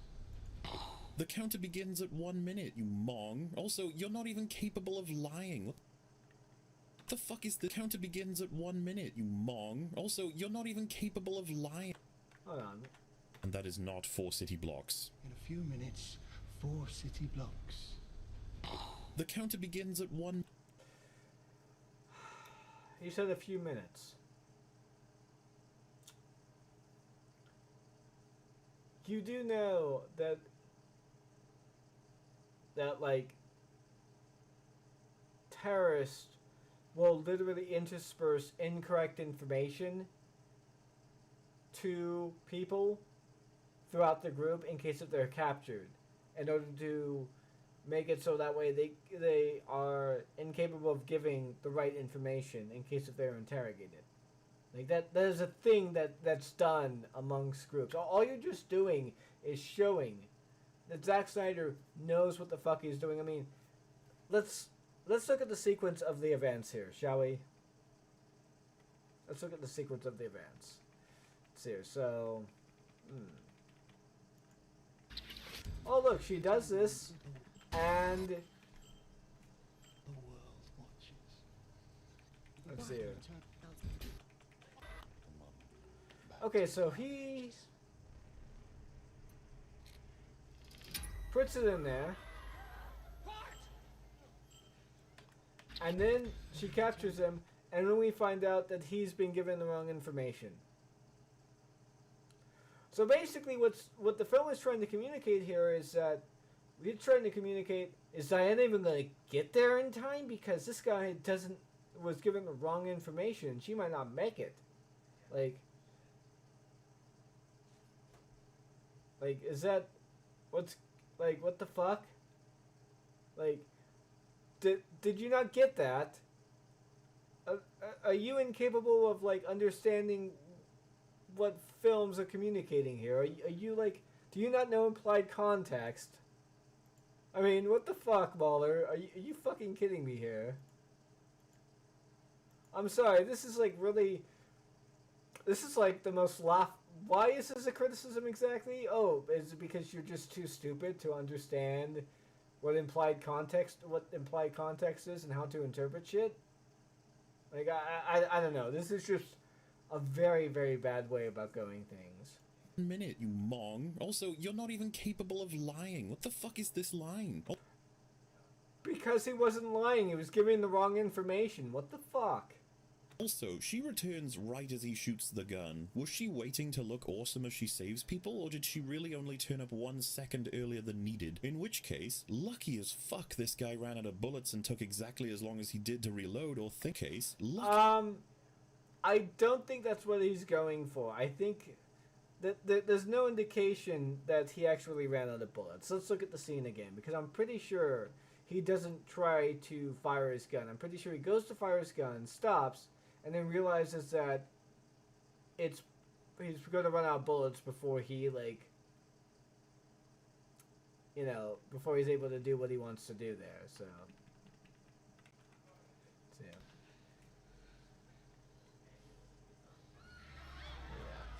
And one of the criticisms, by the way, that you make is, oh, look, he doesn't even, like, yeah, he doesn't even fucking click his goddamn thing there. He doesn't even try to.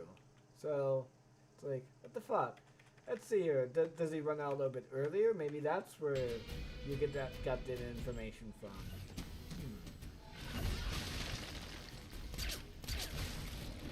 No, he just fires off 2 fucking shots. I'm right. I am fucking right. I remember shit. I am aware of this stuff. And by the way, I've only seen this movie about, like, I don't know, 3 times since last year when it came out. So, you know, it's been about, like, I don't know, 8 months? Yeah, about 8 months since I've seen this movie 3 times. And it's like, by the way, 3rd time I watched it, it was through this. So, it's like, so, but let's look at that scene a little bit closer here real quick, because he might just be,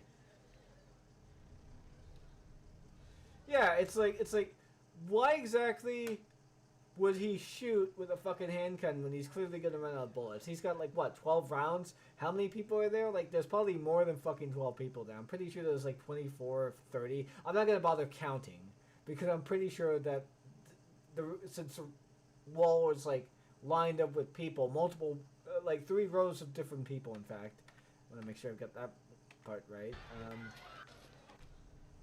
Like. Rows of, yeah, 1 row of children and 1 row of fucking adults and, like, I guess, like, another row in the back, yeah. Okay, so, there's not really, yeah, see, 3 rows of people, like,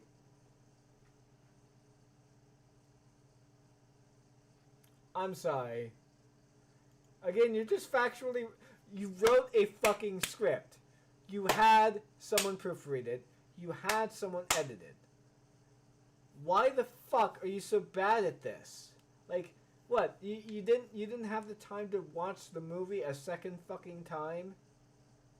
Like, you said you were trying to get your script out of there. If you actually watched the movie again, you would have seen this. You would have noticed this stuff or whatever. If you bothered, like, trying to make it so that way your criticisms were...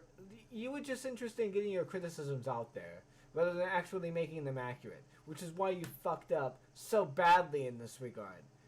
And we just entered the 15-minute mark, and we're only 1 hour and 36 fucking minutes in.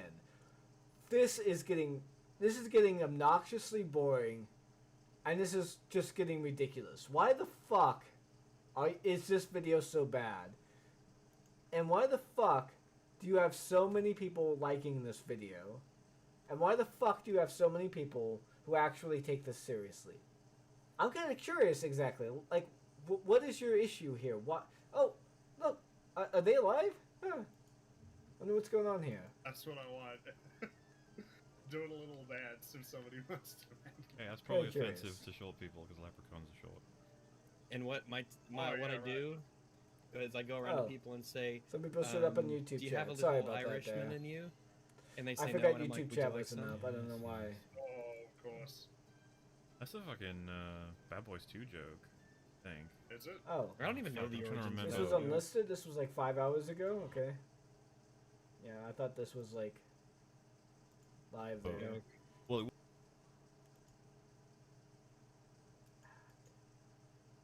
Okay, yeah, I wouldn't gotta have go to been the beginning, movie. I it gotta wouldn't go have to been the first time second they used channel, that either, I but guess. it's classic. Hold on. Oh wait, this was Classic. 5 hours ago. This went 5 hours ago, yeah.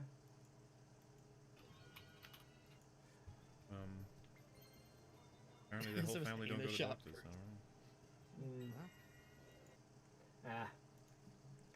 I don't know. Well, would have been nice to have actually gotten like a live reaction to them, me reacting to me or some shit. That would have been funny. But, whatever. I was like, oh, they're live. Okay, let's see what's going on there. By the way, I did tweet out to MauLer my response video and this, like, live stream. I don't know if he's at all picked it up yet. I doubt it since we're on the other edge of the world and shit like that. But, you know, I did basically point out that, you know, if I get an EFAP response, I preferably want to do this, like, be on there. So that way I can answer some of their, like, criticisms, if you would. But I'd rather have Rags not be on there because I'm pretty sure he's probably going to reel quite a bit of what it is I have to say. And I only say that primarily because I've watched him to a large degree devolve over time, in a sense. As I said beforehand, I did stop watching him, but once the Zack Snyder's stuff started up, I went back, and I guess I should have mentioned this. I went back to watch some previous streams, and it seems like he is just... He completely derails the conversation in a lot of ways.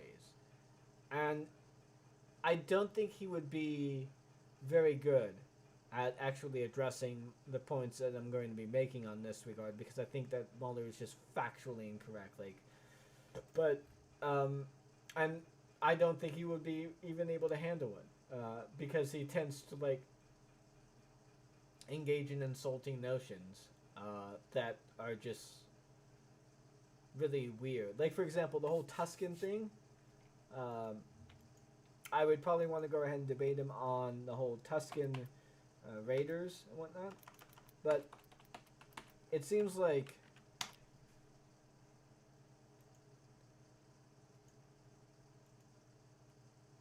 yeah, I would advise checking this video out, by the way, for Rags here.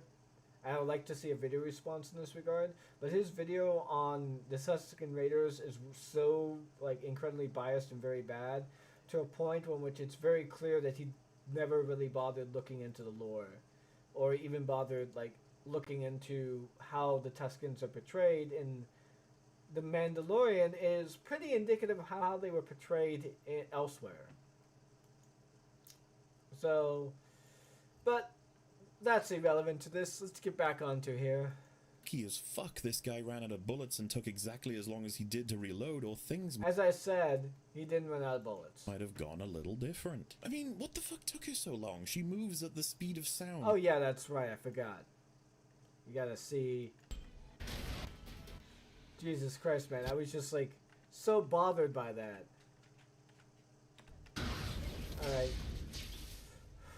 See her. She's disoriented. So let's give her that, in a sense.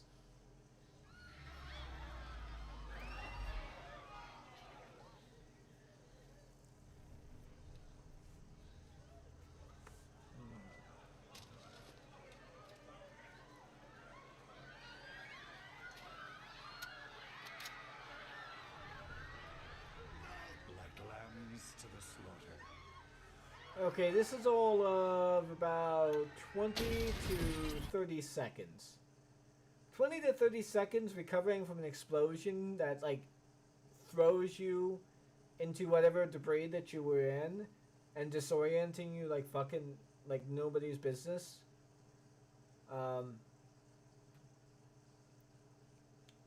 While at the same time doing something like this. Let's see here. I think that's perfectly fine. But this instance, for the record, is what we call saved at the last minute. It's a common superhero trope. This is something that's done in the comics. This is something that's done all over in superhero media. This is something that's done, hell, with certain characters within the MCU in a sense. Although in some cases they do it a little bit differently. Like saved at the last minute. It's done. Let's see here real quick. Hold on. Let me give you a primary example of what it is I'm talking about with regards to the MCU. So, and I know this is a thing here. Hold on.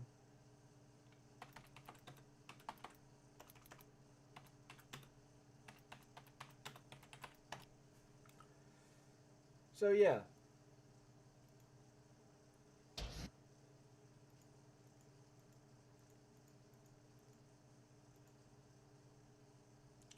So yeah, I'm pretty sure you're familiar with this scene. Like,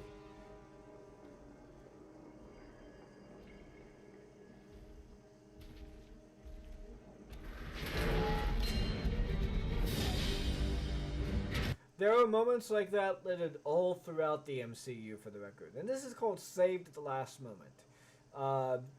In some cases it's that. In other cases, it's Iron Man showing up at the last moment, and so on. This is a thing in superheroes. This is a trope. Saved at the last moment. Superhero trope. Oh, just in time. They refer to it as just in time, okay? Sometimes it's referred to as saved in the last moment. Other times it's just saved in time. So... just in time. Hold on.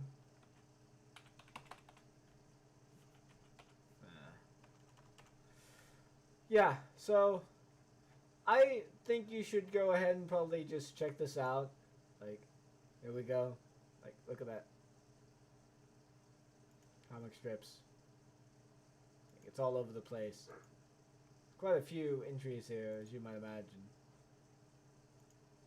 Like, it's like, I don't think it's a problem to have something like this. if the genre calls for it, and if the instance calls for it, and if it's perfectly fine to have a dramatic moment like this, like, this is a problem. Why? Exactly. A trope is a problem because, like, is this seriously, like, next level Anita Sarkeesian bitching here? You're complaining about the use of a trope because a trope is being used? Okay. I'm going to extend this for about another hour just so we can get through more of this, so...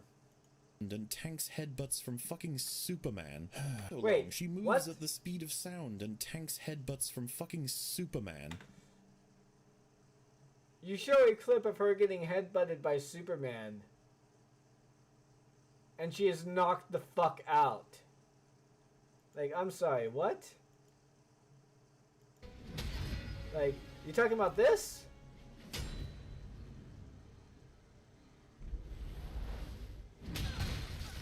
Like, that's just too fucking... She gets hit once, and she's kind of fine. And Superman does it really hard, and she's, like, knocked the fuck out. Look at that! What the Dude... Taking means that she's able to take him head on without much of an issue. She clearly has an issue. Are you blind? Did you pay attention to the movie? Were you too busy screeching about it? Did your headache make you forget? No excuse, MauLer's, sorry. Your excuse on this is piss poor too. It's like, you want to get your criticism out. Well, get your criticism out and make sure it's fucking right then. Jesus Christ. Wonder Woman is no longer just a rapist, she's a psychopath. Congratulations. A rapist. My God. Okay, okay. Okay. This is like... I get why it is that people think that 1984 Wonder Woman is like the rapist. I get why it is people say that. I don't agree. It is shown pretty well off that his consciousness wasn't even a thing within the body. And like,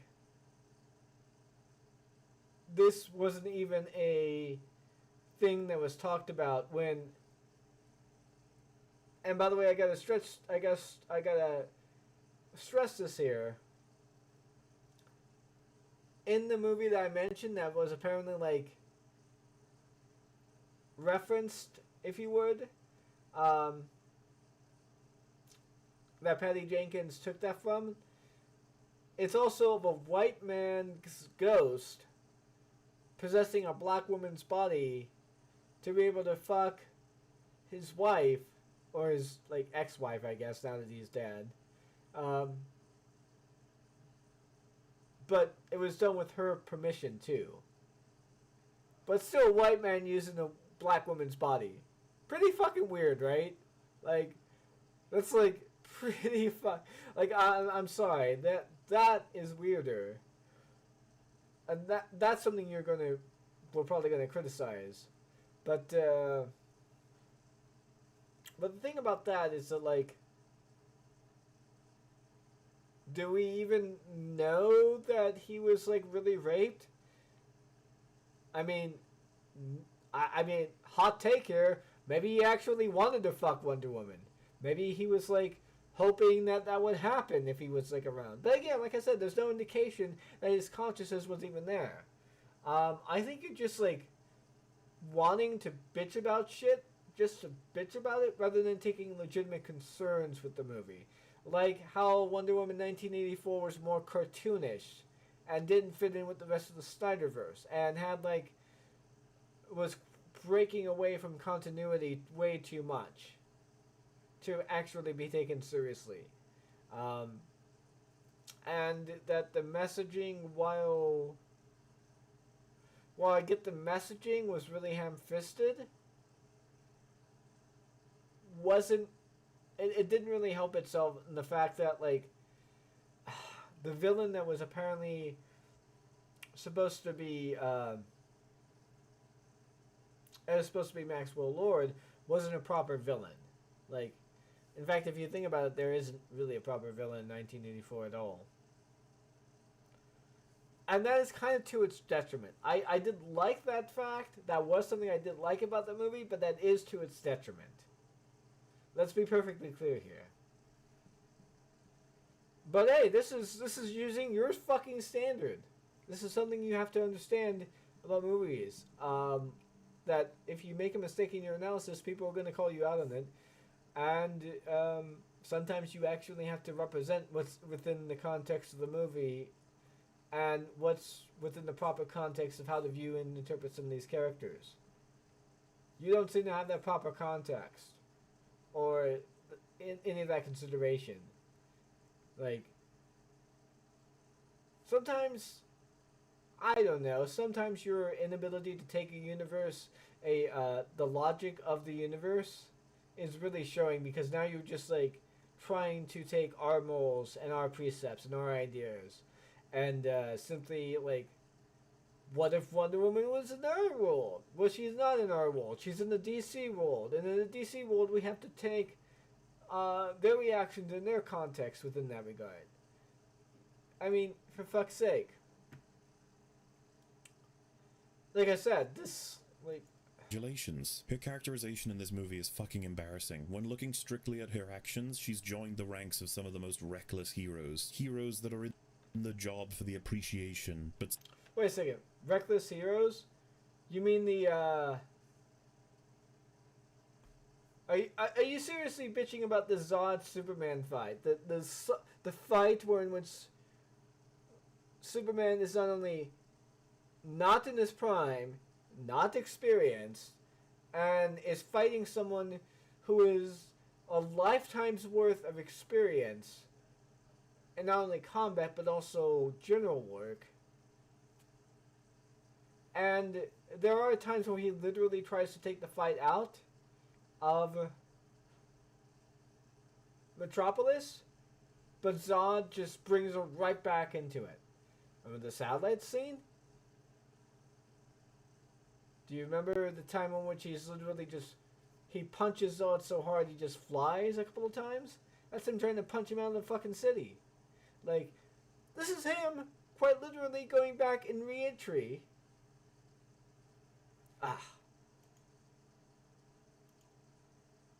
I'm not going to explain it, I'm just going to show it. Man of Steel. Here we go.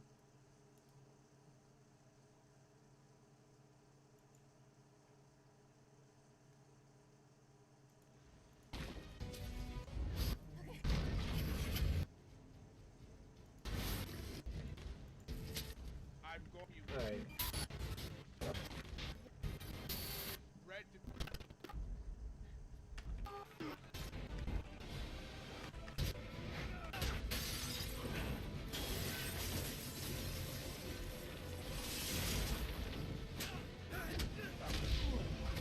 Let's see.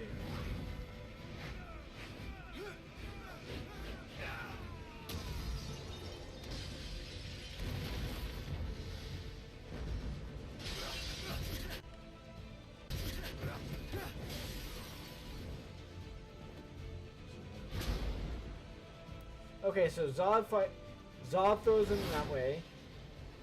So Zod tackles him, and Superman ends up redirecting the whole thing in there. In fact, let's look at the angle in which Zod tackles him. So he's upside down. Okay, and Zod hits him like directly up into the air. And I'm pretty sure Zod is probably going to try to throw him back down, given what we've seen throughout that entire fight. I mean, if you actually look at, if you look through that fight, like, Zod is clearly using buildings in a fashion, and Superman's sort of doing a tit-for-tat sort of thing. But, let's see here. Oh, look! He's grabbed him. I'm pretty sure that was, like, a grabbing bit, and he's using his momentum to, like, carry him out of space. Like, that's a perfect instance of Clark using the perfect advantage of that to his, like, to bring him outside of the area. You know? And unfortunately, Zod breaks away. Or, no, that's not Zod, that's Superman. So Superman throws him up over into space, hopefully getting out of there. And Zod sends a satellite right back down to him. And let's see here. There he is on re-entry. Re-entry? So there's really nothing he could have done there. Like, you know, there's really nothing he could have done to have stopped that part. And let's look at that hit I was talking about here.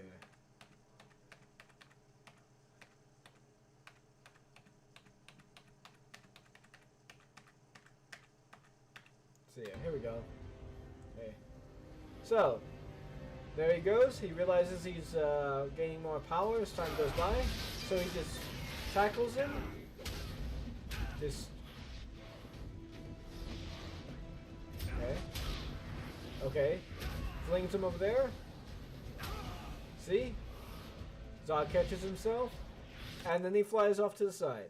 He's literally trying to punch him out of the fucking city, for fuck's sake. I mean, what is your problem? Like, clearly he tries to do what he does in an effort to make it so that way there isn't that much casualties, but he's new to this. I think it's perfectly fine to showcase that a Superman who's new to this is going to have casualties as he's learning. When he's fighting people like fucking Zod. Okay? He wasn't ready for Zod. But Zod came for him anyways. Why is that a problem? No one can explain this. No one can explain why it is Zod fighting Superman and Superman fucking shit up to a point in which, like, lives are lost. But he's inexperienced. But if he doesn't do it, Zod's gonna kill the entirety of the human species. He literally threatens to kill every single human being because he killed Krypton. I think trying to stop him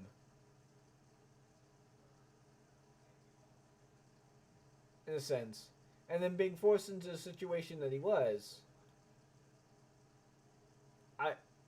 Superman doesn't want to kill him, but he clearly needs to find a way to stop him. I think after, like, when he threw him into space, I'm pretty sure he was probably wanting to, like, suffocate him at that point. I mean, why the hell not? Like, if you go further up into the stratosphere, I'm pretty sure they would probably suffocate. You know? Technically, he's not killing him himself. He's just, like, Zod was just up in the atmosphere a little bit too much. But that didn't go quite as planned now, did it? In fact, none of this went as planned. Did Clark even have a plan to deal with Zod? I don't know. Like, it's hard to tell, really. But that's a criticism that I think is worth talking about with regards to Man of Steel. Like, there wasn't really a way for Clark to be able to deal with Zod without killing him.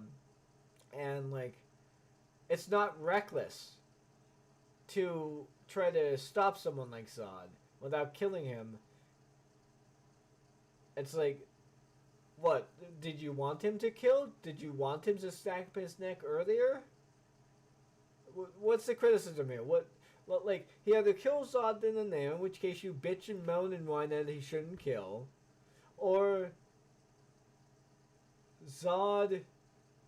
he tries to stop Zod from killing, but without killing him, and then you bitch and moan at the fact that there's no way Clark could have figured out how to stop Zod without killing him, given the rate of power that he's growing at.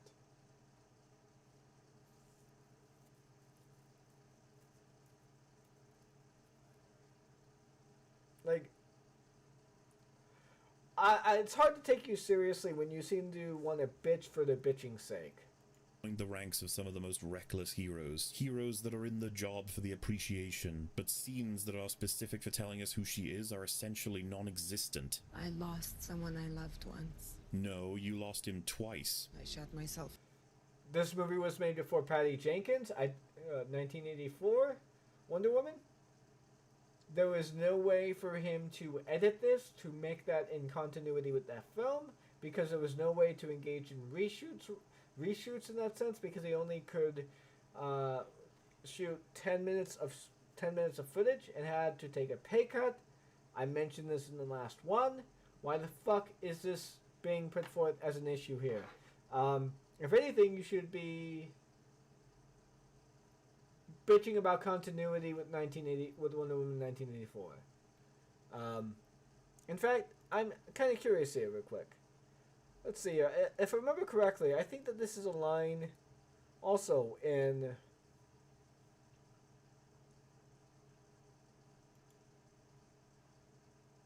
the original Joss Whedon version. Hold on, let's see here. Okay, it's a little bit further than I should have gone. Okay. Face to face. I've been doing some tracking. What you're looking for is sticking to the dead zones. If it gets in front of a camera, causes a surge, I'll let you know. That's not good enough. Not good enough. For you. Look, I don't know you, and I don't know how you got these gifts. Gifts? No one else can do what you do. No. If these are gifts, then why am I the one paying for them? We need you, Victor. And maybe you need us. I'll do fine alone. I told myself the same for a long time. It is really hard to be able to see. I mean, I lost someone I loved once.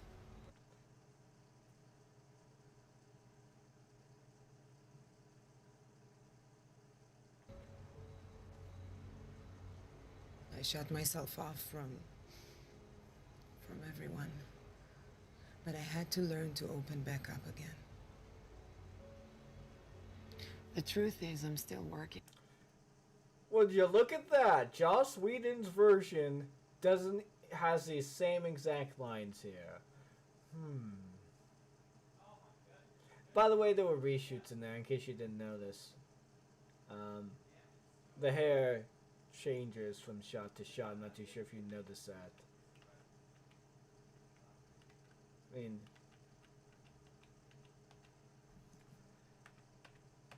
let me point this out real quick. Face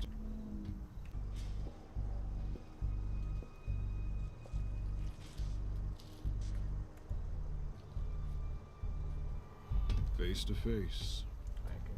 I've been doing some tracking. What you're looking for is sticking to the dead zones. If it gets in front of a camera, causes a surge, I'll let you know.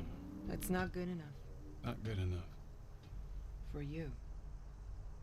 Look, I don't... Alright, look at that. Smooth hair. Pretty much put to the scalp right there. And, like, it's not poofing out. I don't know how you got So, you know, it's very obviously, like, different hair right there. Watch this. No one else can do what Okay. you do. There it is right there. If these That's are gifts, in continuity there. then why am I the one paying for them? We need you, Victor. Look at that. The hair just automatically poofed up. Like, for no fucking reason. Why? Like, did you see that? I mean, you're criticizing this scene when it doesn't even have that. I'm not even gonna bother going over that because I've already done that off screen here, because there's actually a video that that talks about the continuity of this stuff. Hold on for a second, real quick. Let's see. Continuity Justice League. Hold on, what's up with this here?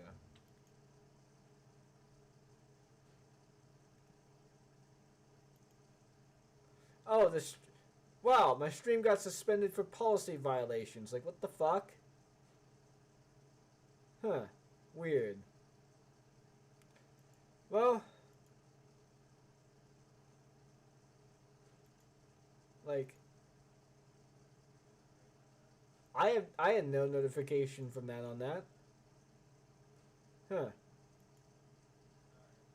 It's like, I'm not monetizing this shit at all.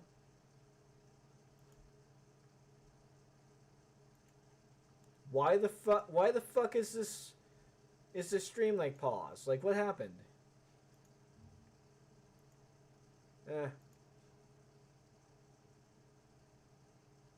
Well,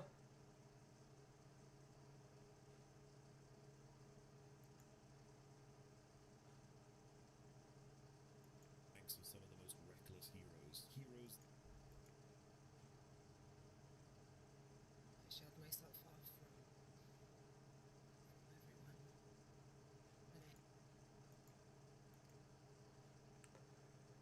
this is so fucking weird. Like, what the fuck? Oh. Huh. Okay. So, what's going on here? Must be fucking content ID shit. Well, anyways, point being is that there are certain things that I've said that apparently got cut off there, and I don't know why. I guess I gotta go ahead and figure out what's going on here. Anyways, my point being is that I examined this little thing live. My stream got cut off because, bullshit copyright detection stuff and whatnot. Even though I'm not monetizing anything, it's just whatever. Point being, Joss Whedon's version has this, it's the same exact line. Why is this an issue for Zack Snyder but not Joss Whedon? I don't know. Fuck off. From everyone. No, you continued saving people for years, and you rescued the planet from destruction thanks It's the same version as Joss Whedon's. to wishes going awry. My goodness, thanks for respecting continuity there, Zach. Or Pat. Joss Whedon, what the fuck? It's the same version in Joss Whedon. Are you seriously lying to people and telling? Are you lying, MauLer? Are you seriously lying to people? MauLer, are you lying to people that this is in Zack's but not in Joss Whedon's version? You watched the Joss Whedon version before the Zack Snyder version came out. You're just lying. Liar. That's all I can say. I just don't know how else to put this other than Patty, you're a liar. You guys can figure that out. I've killed things from other worlds before. No, Patty, you guys can Or Patty? figure that out. I did figure it out. I watched the fucking thing there. It's that's what happened. I've killed things from other worlds before. No, you haven't. Okay. Just because we haven't seen it doesn't mean that there are enemies that she has killed from other worlds before. And secondly, isn't fucking hold on.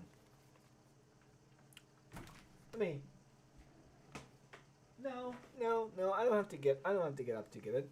I can just search for it. That's right, I have the internet. I forgot. So, for those of you who aren't aware here,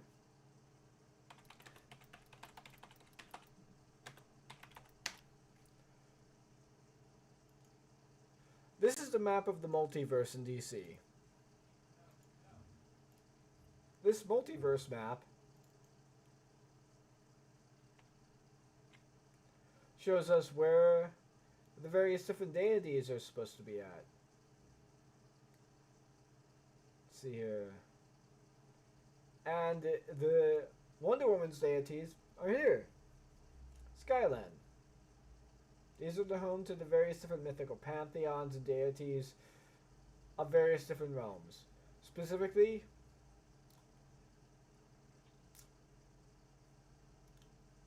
Olympus. Both the Greek pantheon and the Roman pantheon of gods. This is where they exist. I have a question here.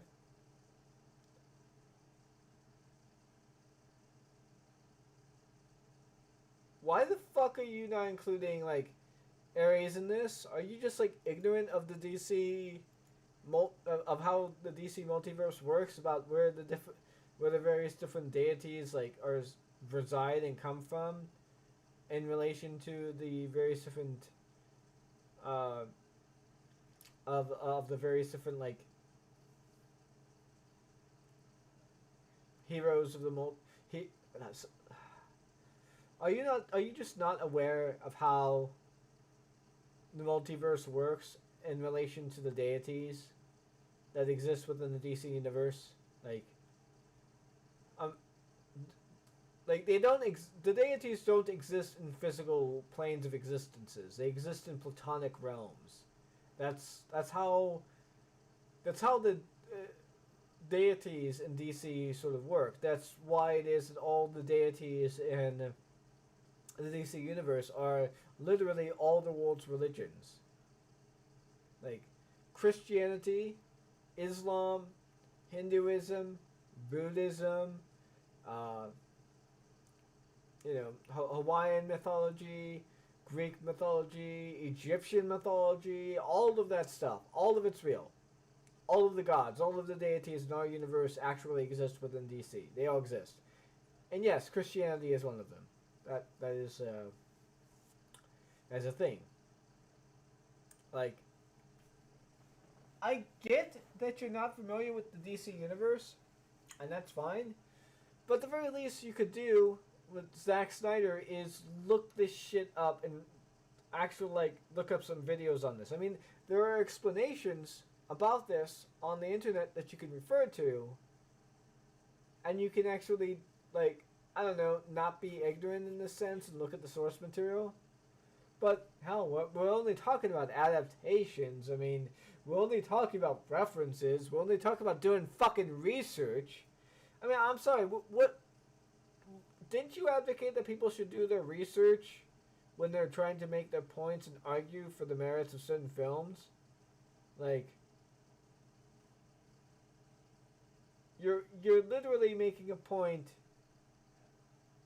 about her not killing other people in other worlds simply because we haven't seen it. She's been on man's world since World War One. I can believe that she's killed other people or other beings or other creatures from other worlds. I don't mind that. I would like to see those stories, but I don't think we're going to get them. As an alternative, how about she has a scene where she explains her shame in failing to step up as a leader because she believes that Steve's death is just one example of the many to come when she begins to tell people to put their lives on the line for a cause. This is the job. It's my job. And I haven't been doing it. I've been reacting.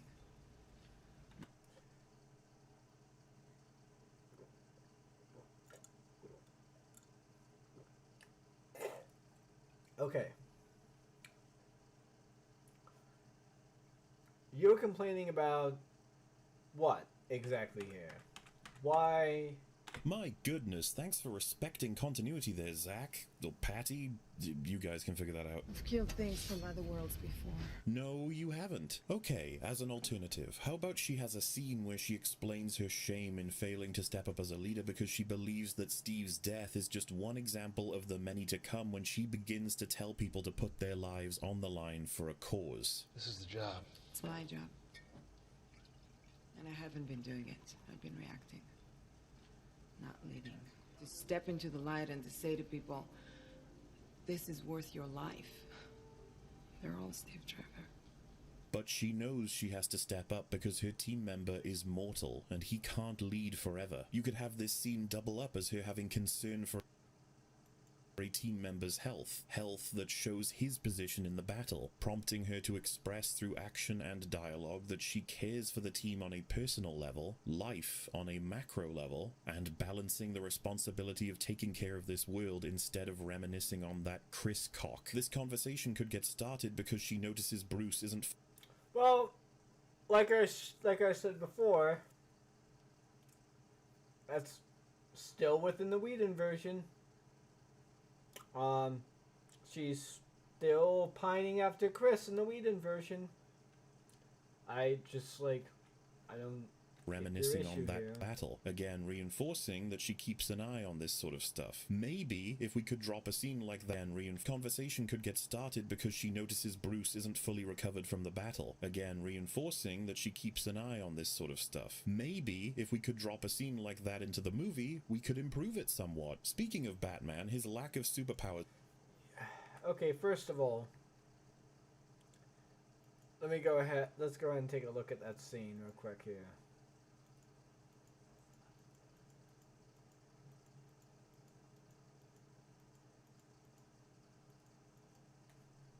In the pantry or...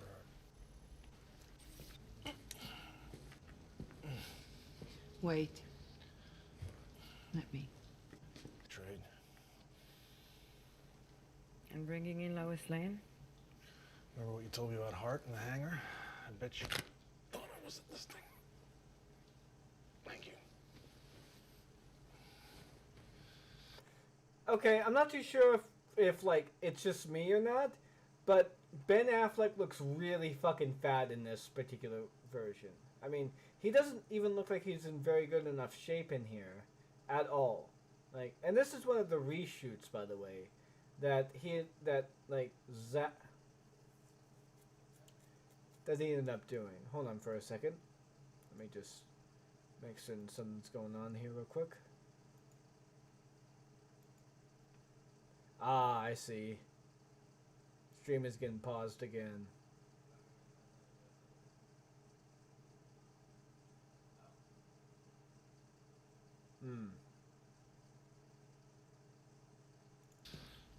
You know you can't do this forever. I can barely do it.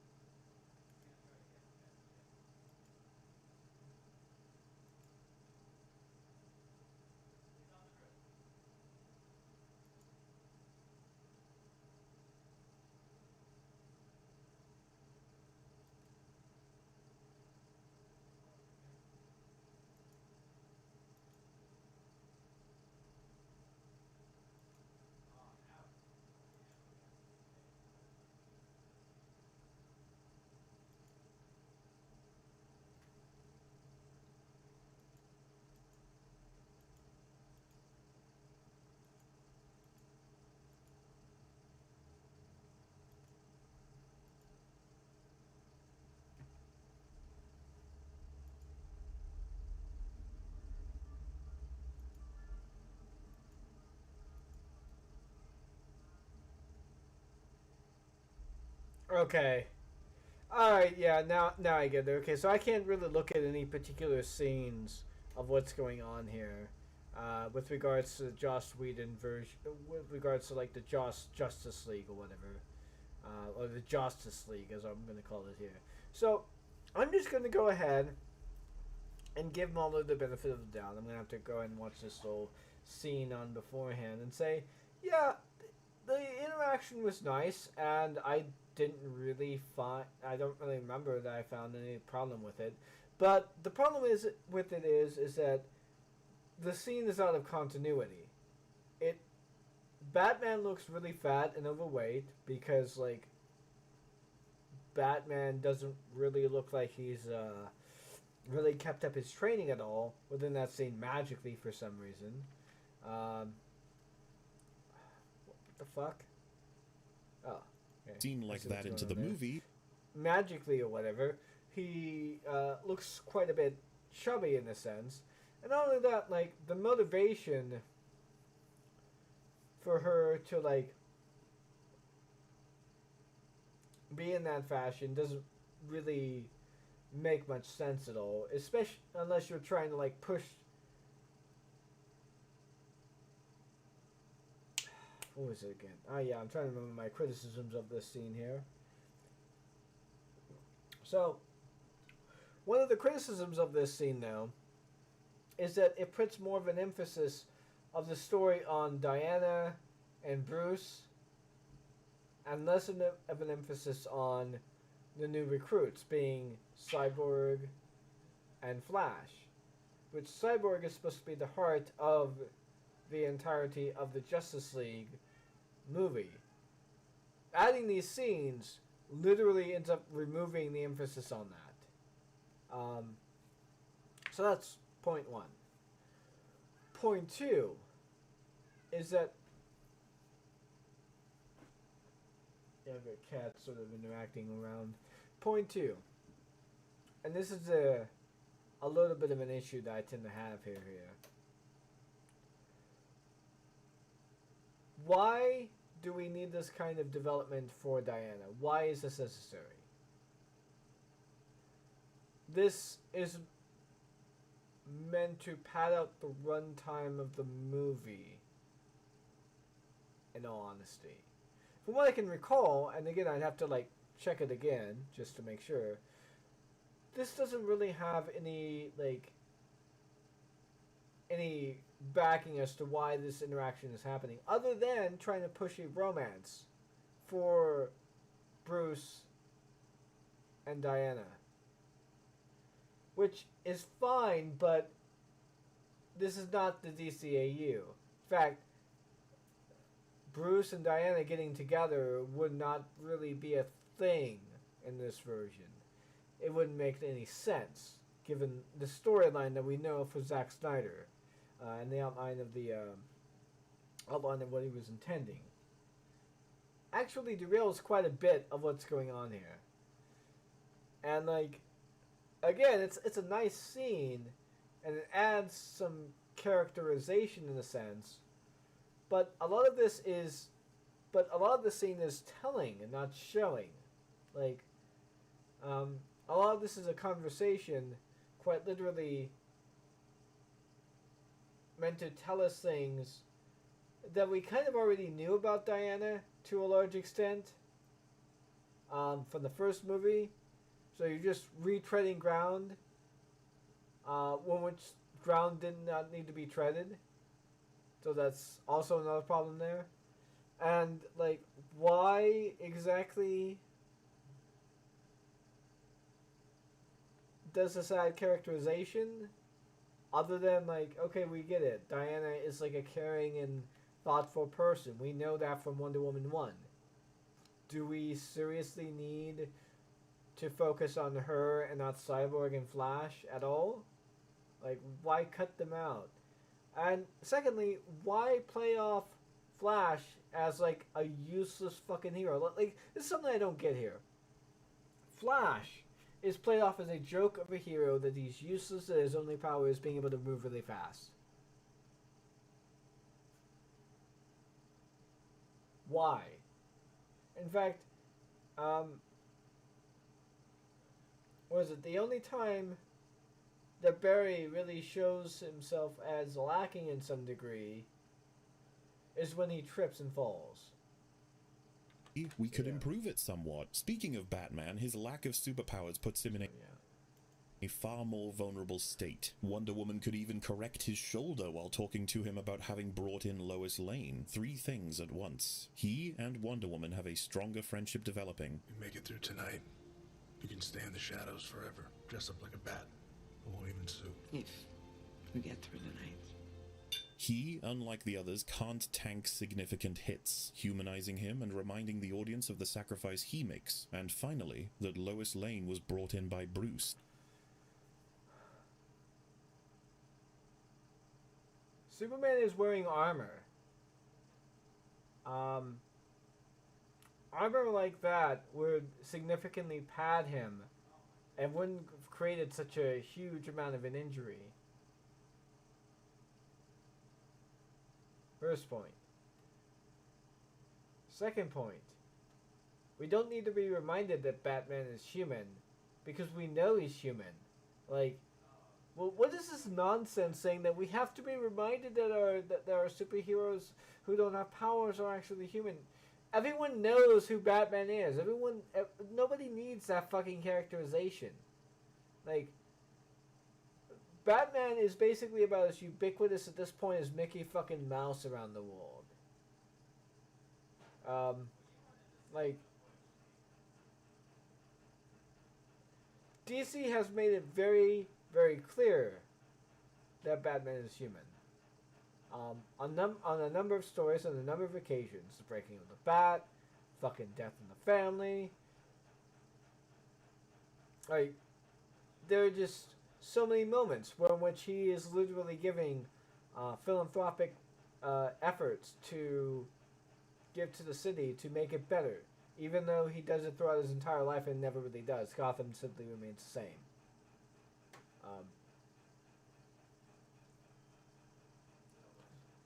And that is what a lot of people like about that. But, like, what is wrong with showing that Batman is a larger-than-life figure? What's wrong with that?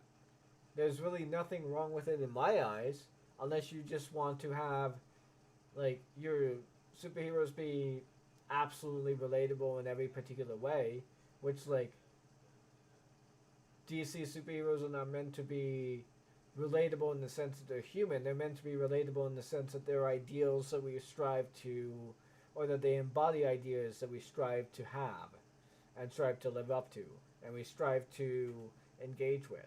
I mean, people say that Superman is unrealistic, but I say that Superman is an embodiment of an idea that we strive to live up to, and that is what makes Superman as a character interesting.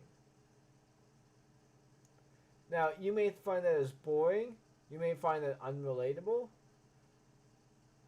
but, like, okay, that's your opinion, man. Like, not every movie has to be like humanizing superheroes left and right and whatnot. Not every superhero movie has to have that in order for it to be good. Like, you're literally saying that, oh, because it's not like Marvel movie, it's bad. Because they don't humanize their superheroes like Marvel does, it's bad. It's like, what? Why? Why? What? We're going to come back to that. You know, a scene like that seems like a straight-up benefit to me. Be a shame if someone cut it out. Be a shame if someone decided to go ahead and, I don't know, point out that this point is absolutely fucking, like, subjective in such a sense in which, okay, man, it's your opinion.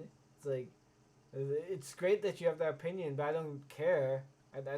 I don't agree with it, so, like, why must this movie have that scene? Why must this movie have, like, that kind of, like, characterization of Batman in order to be good? Why must this movie, like, have that characterization for its superhero in order for it to be good? I don't know. Like, I guess you just like superheroes that are more human, I guess. I mean, okay. I like those types of films too, but I also like superhero movies in which the superheroes are larger-than-life figures. I mean, what's the big deal here? Be a shame if Batman was never acknowledged as the one taking the most risk being the most human. Be a real shame if Batman worked really hard to rescue his friends in battle, covering Diana, only to... Be a real shame if someone pointed out that this is a pedantic point with absolutely zero backing other than my opinion. Again, you're the objective boy. I'm just using your own logic against you in this regard. So, you know, if you want to describe which opinion you think is valid and why, that would be great, but you're not really doing that, are you? You're just saying that this is good. I like this. This should have been inserted in the movie. I like this. This is good. Like, that's... I'm sorry, but didn't you criticize someone for that, more or less? I can't remember who it was. I know he's, like, featured in the memes here. Hold on for a second. MauLer meme, MCU. I think it was, like... I know it's in one of your what was his name? Jared, I think it was? Ah.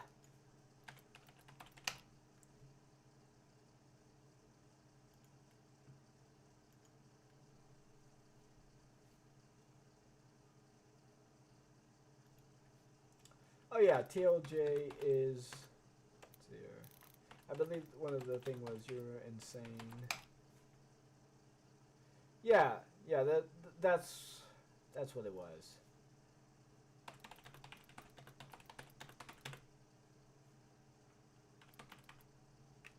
Yeah, okay. So, for those of you who don't know, these points sound a lot like this. Like, You had Kylo, you had Snoke, you had Han and Leia, the history of Luke and Kylo, Finn not being a stormtrooper anymore, and Phasma and Hux and Poe. And then to just sort of blow it off that way? Yeah, blow it off by introducing the most relatable theme this series has ever had by saying, yeah, she's a nobody and you can achieve greatness even if you come from nothing. Ugh, so terrible. Ryan Johnson gives us that, and it's so disappointing, so underwhelming, so unlike what? yeah, you see, in a lot of ways, you're a lot like Major Lee in this regard. You're just saying, like, oh, it's good, this guy's wrong, yeah, I don't agree, he's wrong, it's good, this is good. Like, that's basically what you're doing right there. You're not really giving me anything to work with other than, my opinion is better. I think this is better. This is my opinion. Well, I'm sorry, but in the world of objectivity, opinions aren't exactly relevant here. To have this demon god jump onto his bat crab and try again and again to punch him to death. It would be an additional shame if Wonder Woman chose to ignore this, opting instead to jump off the platform away from him to collect her sword. These are all things that are done in the Whedon version. I'm not even going to bring the fucking file up because apparently my stream gets suspended for the moment that my thing, when I bring it up there. But the fact of the matter remains is that this is a problem for Diana, regardless, in either version. Like, everything you just described for the most part is kind of a problem with that, with the exception of the humanizing characterization. Be a shame if some most human. Be a real shame. Let's go on this point by point real quick. Hold on. If Batman was never acknowledged as the one taking the most risk being the most human. Be a real shame if Batman worked really hard to rescue his friends in battle, covering Diana, only to have this demon god jump onto his bat crab and try again and again to punch him to death. It would... That happens in Joss Whedon's be an version? Additional shame if Wonder Woman chose to ignore this, opting instead to jump off the platform away from him to collect her sword, something happens in the Joss Whedon version. She doesn't need to save her teammate from certain death. Again, happens in the Joss Whedon version. I'm not too sure what your issue is. Joss Whedon was encouraged to do reshoots and encouraged to change things and whatnot. If Joss Whedon didn't want to engage in that kind of stuff and whatnot, and he didn't want to make those changes and all that, then it's like, what the fuck is the issue here of you pretending that Joss Whedon didn't do that? We know that Joss Whedon did all the things that you're accusing this film of being guilty of, like, to a large extent. Like, what the fuck? It's not like this is made worse when the Flash arrives, sees a demigod trying to grab a sword versus the man trying to survive a hammering from edginess personified and chooses to push her sword into her hand instead of giving a quick and simple push to Steppenwolf, saving Batman's life. But this is... Batman is an experienced individual who has been around for 30 fucking years. He's faced creatures a lot like Steppenwolf throughout his ages. Okay? Clarion the Witch Boy is someone that shows up to a large degree within Batman's coteries. It's not part of the Rogues Gallery, but he is someone that will sometimes show up in the comics. Sometimes Batman will have to go out of his way to get other heroes to do that. But, you know, that's neither here nor there. I guess we're talking about this version, I suppose, here. But let's say that was the case here. Barry is fast enough to be able to do that for Diana first, and then go right around and give Steppenwolf a push. But let's be perfectly honest here. Steppenwolf weighs how much exactly? Like, you know, and can Barry even do that to Steppenwolf, I wonder? Like, He does it to a parademon, yes, but is he able to do it to Steppenwolf? Because a parademon seems to weigh the same amount as a normal human. Pretty sure Steppenwolf weighs a lot more.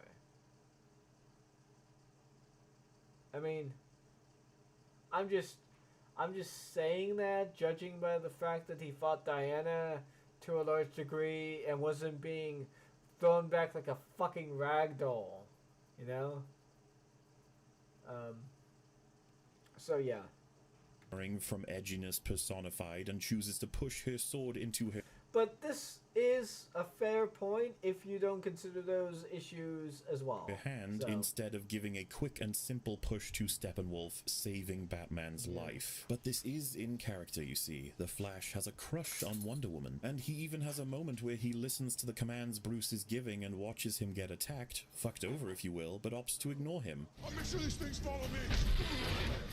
Instead, he gives a fucking morale boost to people walking upstairs despite having the power to clear out the entire building's worth of creatures in 5 seconds or less. You good? I've got this. Keep moving.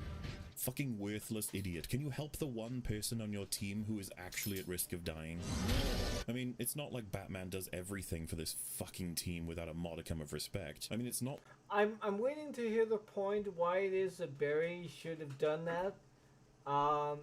Shouldn't have done what Batman did and just cleared out the entire room like you said. But do I really have to bring it up in the fact that if Barry didn't do that, like, the entire group of scientists would have been killed by rubble and, like, a lot of people would have died. I mean, I think it's perfectly fine to have Bruce say that, and then for Barry to go into the room, see Steppenwolf, and think, Bruce is fine, he's got this, or whatever. Like, given who Batman is. Not like he's the one collecting and assembling the team, taking care of logistics, using his arsenal. I mean, you know, but we should also remember here that Batman is is considered to a lot of people this larger-than-life character. So, you know, he may be human, but in a sense, he's able to do things by and large that exceed the expectation of what people think humans are capable of doing. I mean, one of the things that Batman typically is able to do normally is, like, dodge Darkseid's fucking Omega beams. Like, that's something that he does. Sometimes he does do it, sometimes he doesn't do it, you know? That's a thing. So, and given what Zack Snyder is somewhat going for, I would imagine this Batman will probably do something similar. To save them and blow open the enemy base, assaulting all of the enemies and essentially fighting a one-man war for 5 minutes straight while his superhumans waddle in the background. Thank goodness Wonder Woman collected her sword so that she didn't have to pick it back up when she landed regardless. I hope Bruce is still alive. You're complaining about bombastic action and tropes that are being used simply because, what, you don't like the sequence of events or whatever? Like, who cares? Sometimes in a fight, sometimes in the heat of the moment, and sometimes in certain areas we make decisions that are not exactly perfect in a battle. Like, do you expect everyone to follow a logical train of progression when they're in a fucking fight? No, when you're in a fight, you're pumping on adrenaline. You are making split moment decisions of not getting hit and hitting the other person and trying to get to somewhat relative safety, in a sense, while at the same time trying to defend yourself. And if you're trying to defeat an opponent, you're trying to make split-second decisions in an effort to quite literally... I mean, you play fucking video games. You know this. I mean, for fuck's sake, this kind... Like, you know, when you're watching a video game of a Let's Play, do you go, oh man, he should have done that, he should have done this, he should have done that? Like, yeah, okay, well sometimes what we do within the given moment or whatever isn't always optimal. Sometimes it's a thing. That's a thing in real life. Like, we will literally, sometimes we will literally, like, take the longer route to get to somewhere around our house, even though we don't mean to, but we're doing it absent-mindedly, primarily because it's a way for our body to get more of a workout out of us. Because to a large degree, it's an absent-minded thing because it's instinctual to work out our bodies. Because throughout evolutionarily speaking, we literally are doing that. We are inefficient. Humans are inefficient by nature, okay? Alright? And creatures who are meant to emulate humans, who are meant to inspire us to be the best that we can possibly be, are obviously going to have those flaws in battle, alright? They're obviously going to make split-second decisions that aren't exactly optimal. I mean, sometimes this happens in DC Universe where some people make the wrong decisions and people die. Like, and we get them contemplating it, mourning it, and trying to do better. That's the thing that DC heroes do. That's the thing that happens in DC. Just because it's not something that you get in Marvel, because everything in Marvel is so slick and choreographed and everything is so logically progressed in such a way, well, what you can't really, like, fault the characters for doing the actions that they do. Just because you have unrealistic action like that, which, by the way, is one of the problems with the MCU, doesn't mean that you can't have that as an element for DC. And I suppose the saddest thing is that Bruce is characterized throughout the entire movie as, I want to make a team for Clark. Being heroes is good. And at the end he's like, woohoo, I did it. I made the team. Excellent job. No, his characterization is, I need to make this team to make up for what it is I did to Superman in treating him like the enemy and treating him like he wasn't even human. I need to bring these people together because they are also, in a fashion, like me. Not too sure if you noticed this, but throughout the entire run of Zack Snyder's Superman, the Zack Snyder Justice League, he is, like, literally attempting to... how do I put this exactly? He is literally attempting to get these people to keep in touch with their humanity. He encourages Cyborg to, be with his father in a sense, if you would. To, in fact, what was it? When he has his interaction with the father and whatnot, Cyborg does. He has this look of an interaction of proudness in a sense, right? And with Barry in particular, like, I'm not too sure if you're aware of this, but let's see here. Let me go ahead and give you exactly what it is I'm talking about here. Hold on. Just take that off there because I'm not going to be able to show any of that stuff. Let's see here.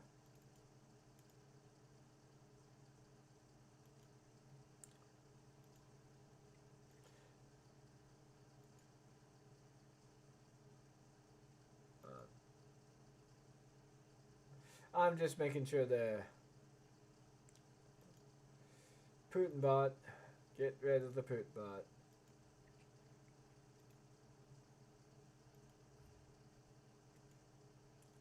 Okay.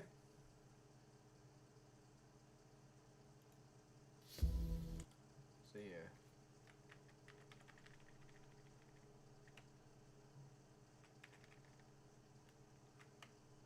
Trying to find the scene. There is a literal scene in which Barry is presenting his little degree there, or rather his acceptance letter to work as a criminologist.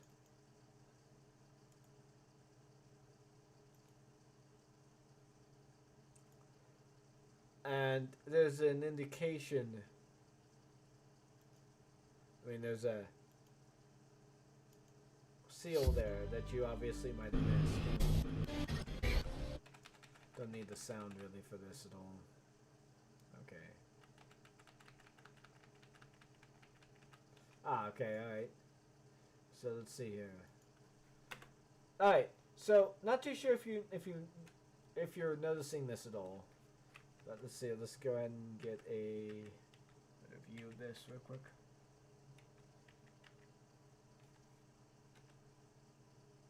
I guess I gotta find the article itself.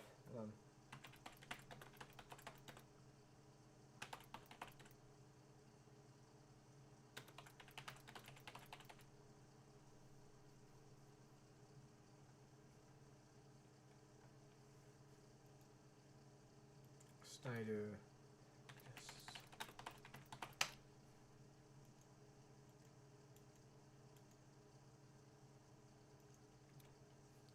Barry Allen letter, Zack Snyder Justice League.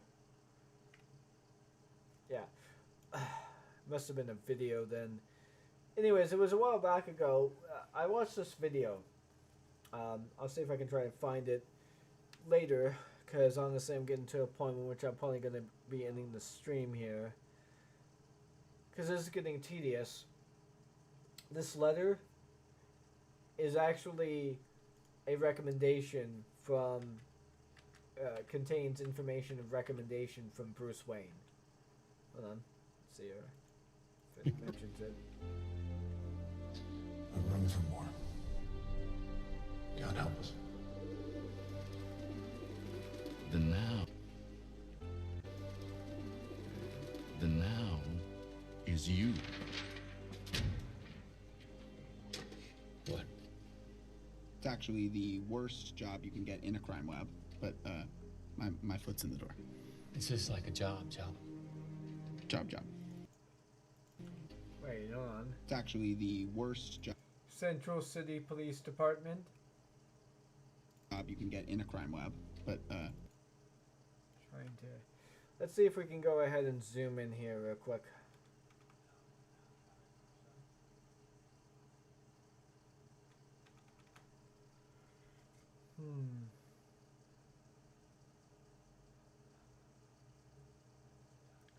Trying to find it. Where was it at? This was a while ago.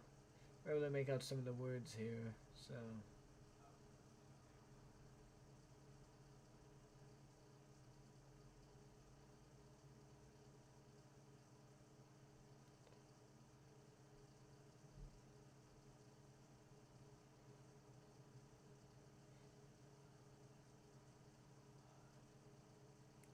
Find the W. Where's the W at?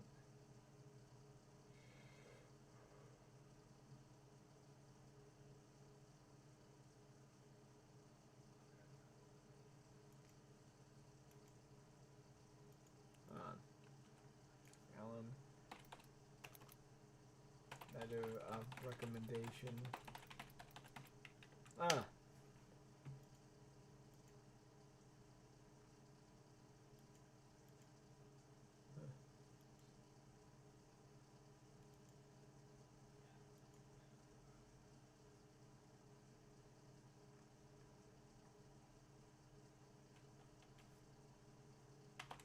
Why isn't anyone talking about this? Like...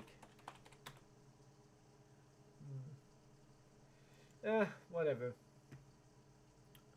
This is getting a little bit tedious anyways. I think I'm going to end it right here, in fact.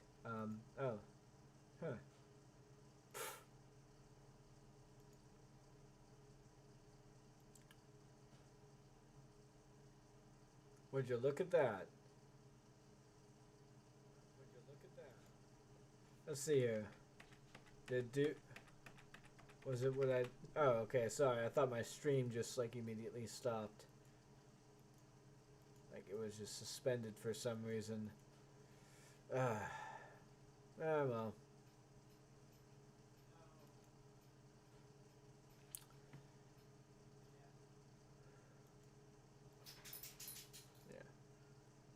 This is getting a little bit tedious. I'm going to go ahead and probably not finish this because there's a lot to go through here. I will see about doing another stream sometime. I probably won't be doing one tomorrow or the next day, but yeah, there is just like so much to go through that's really wrong. Point being is that there's supposed to be a letter of recommendation that shows, but I guess it wasn't like shown on screen right there. But if you notice, there was like another paper right behind there, and I guess that was the letter of recommendation. I have to find out where it is that I read that. Unfortunately, I can't quite bring it up right now because I have to do a bunch of fucking searching and shit. I didn't quite prepare that up there because again, I only saw this video about a year ago, so. But I'll go ahead and come back to this. There's just so much stuff wrong with this, and I don't know how it is I'm gonna get through it all. Only 20 minutes in, and it's already pedantic. It's already too much laughable.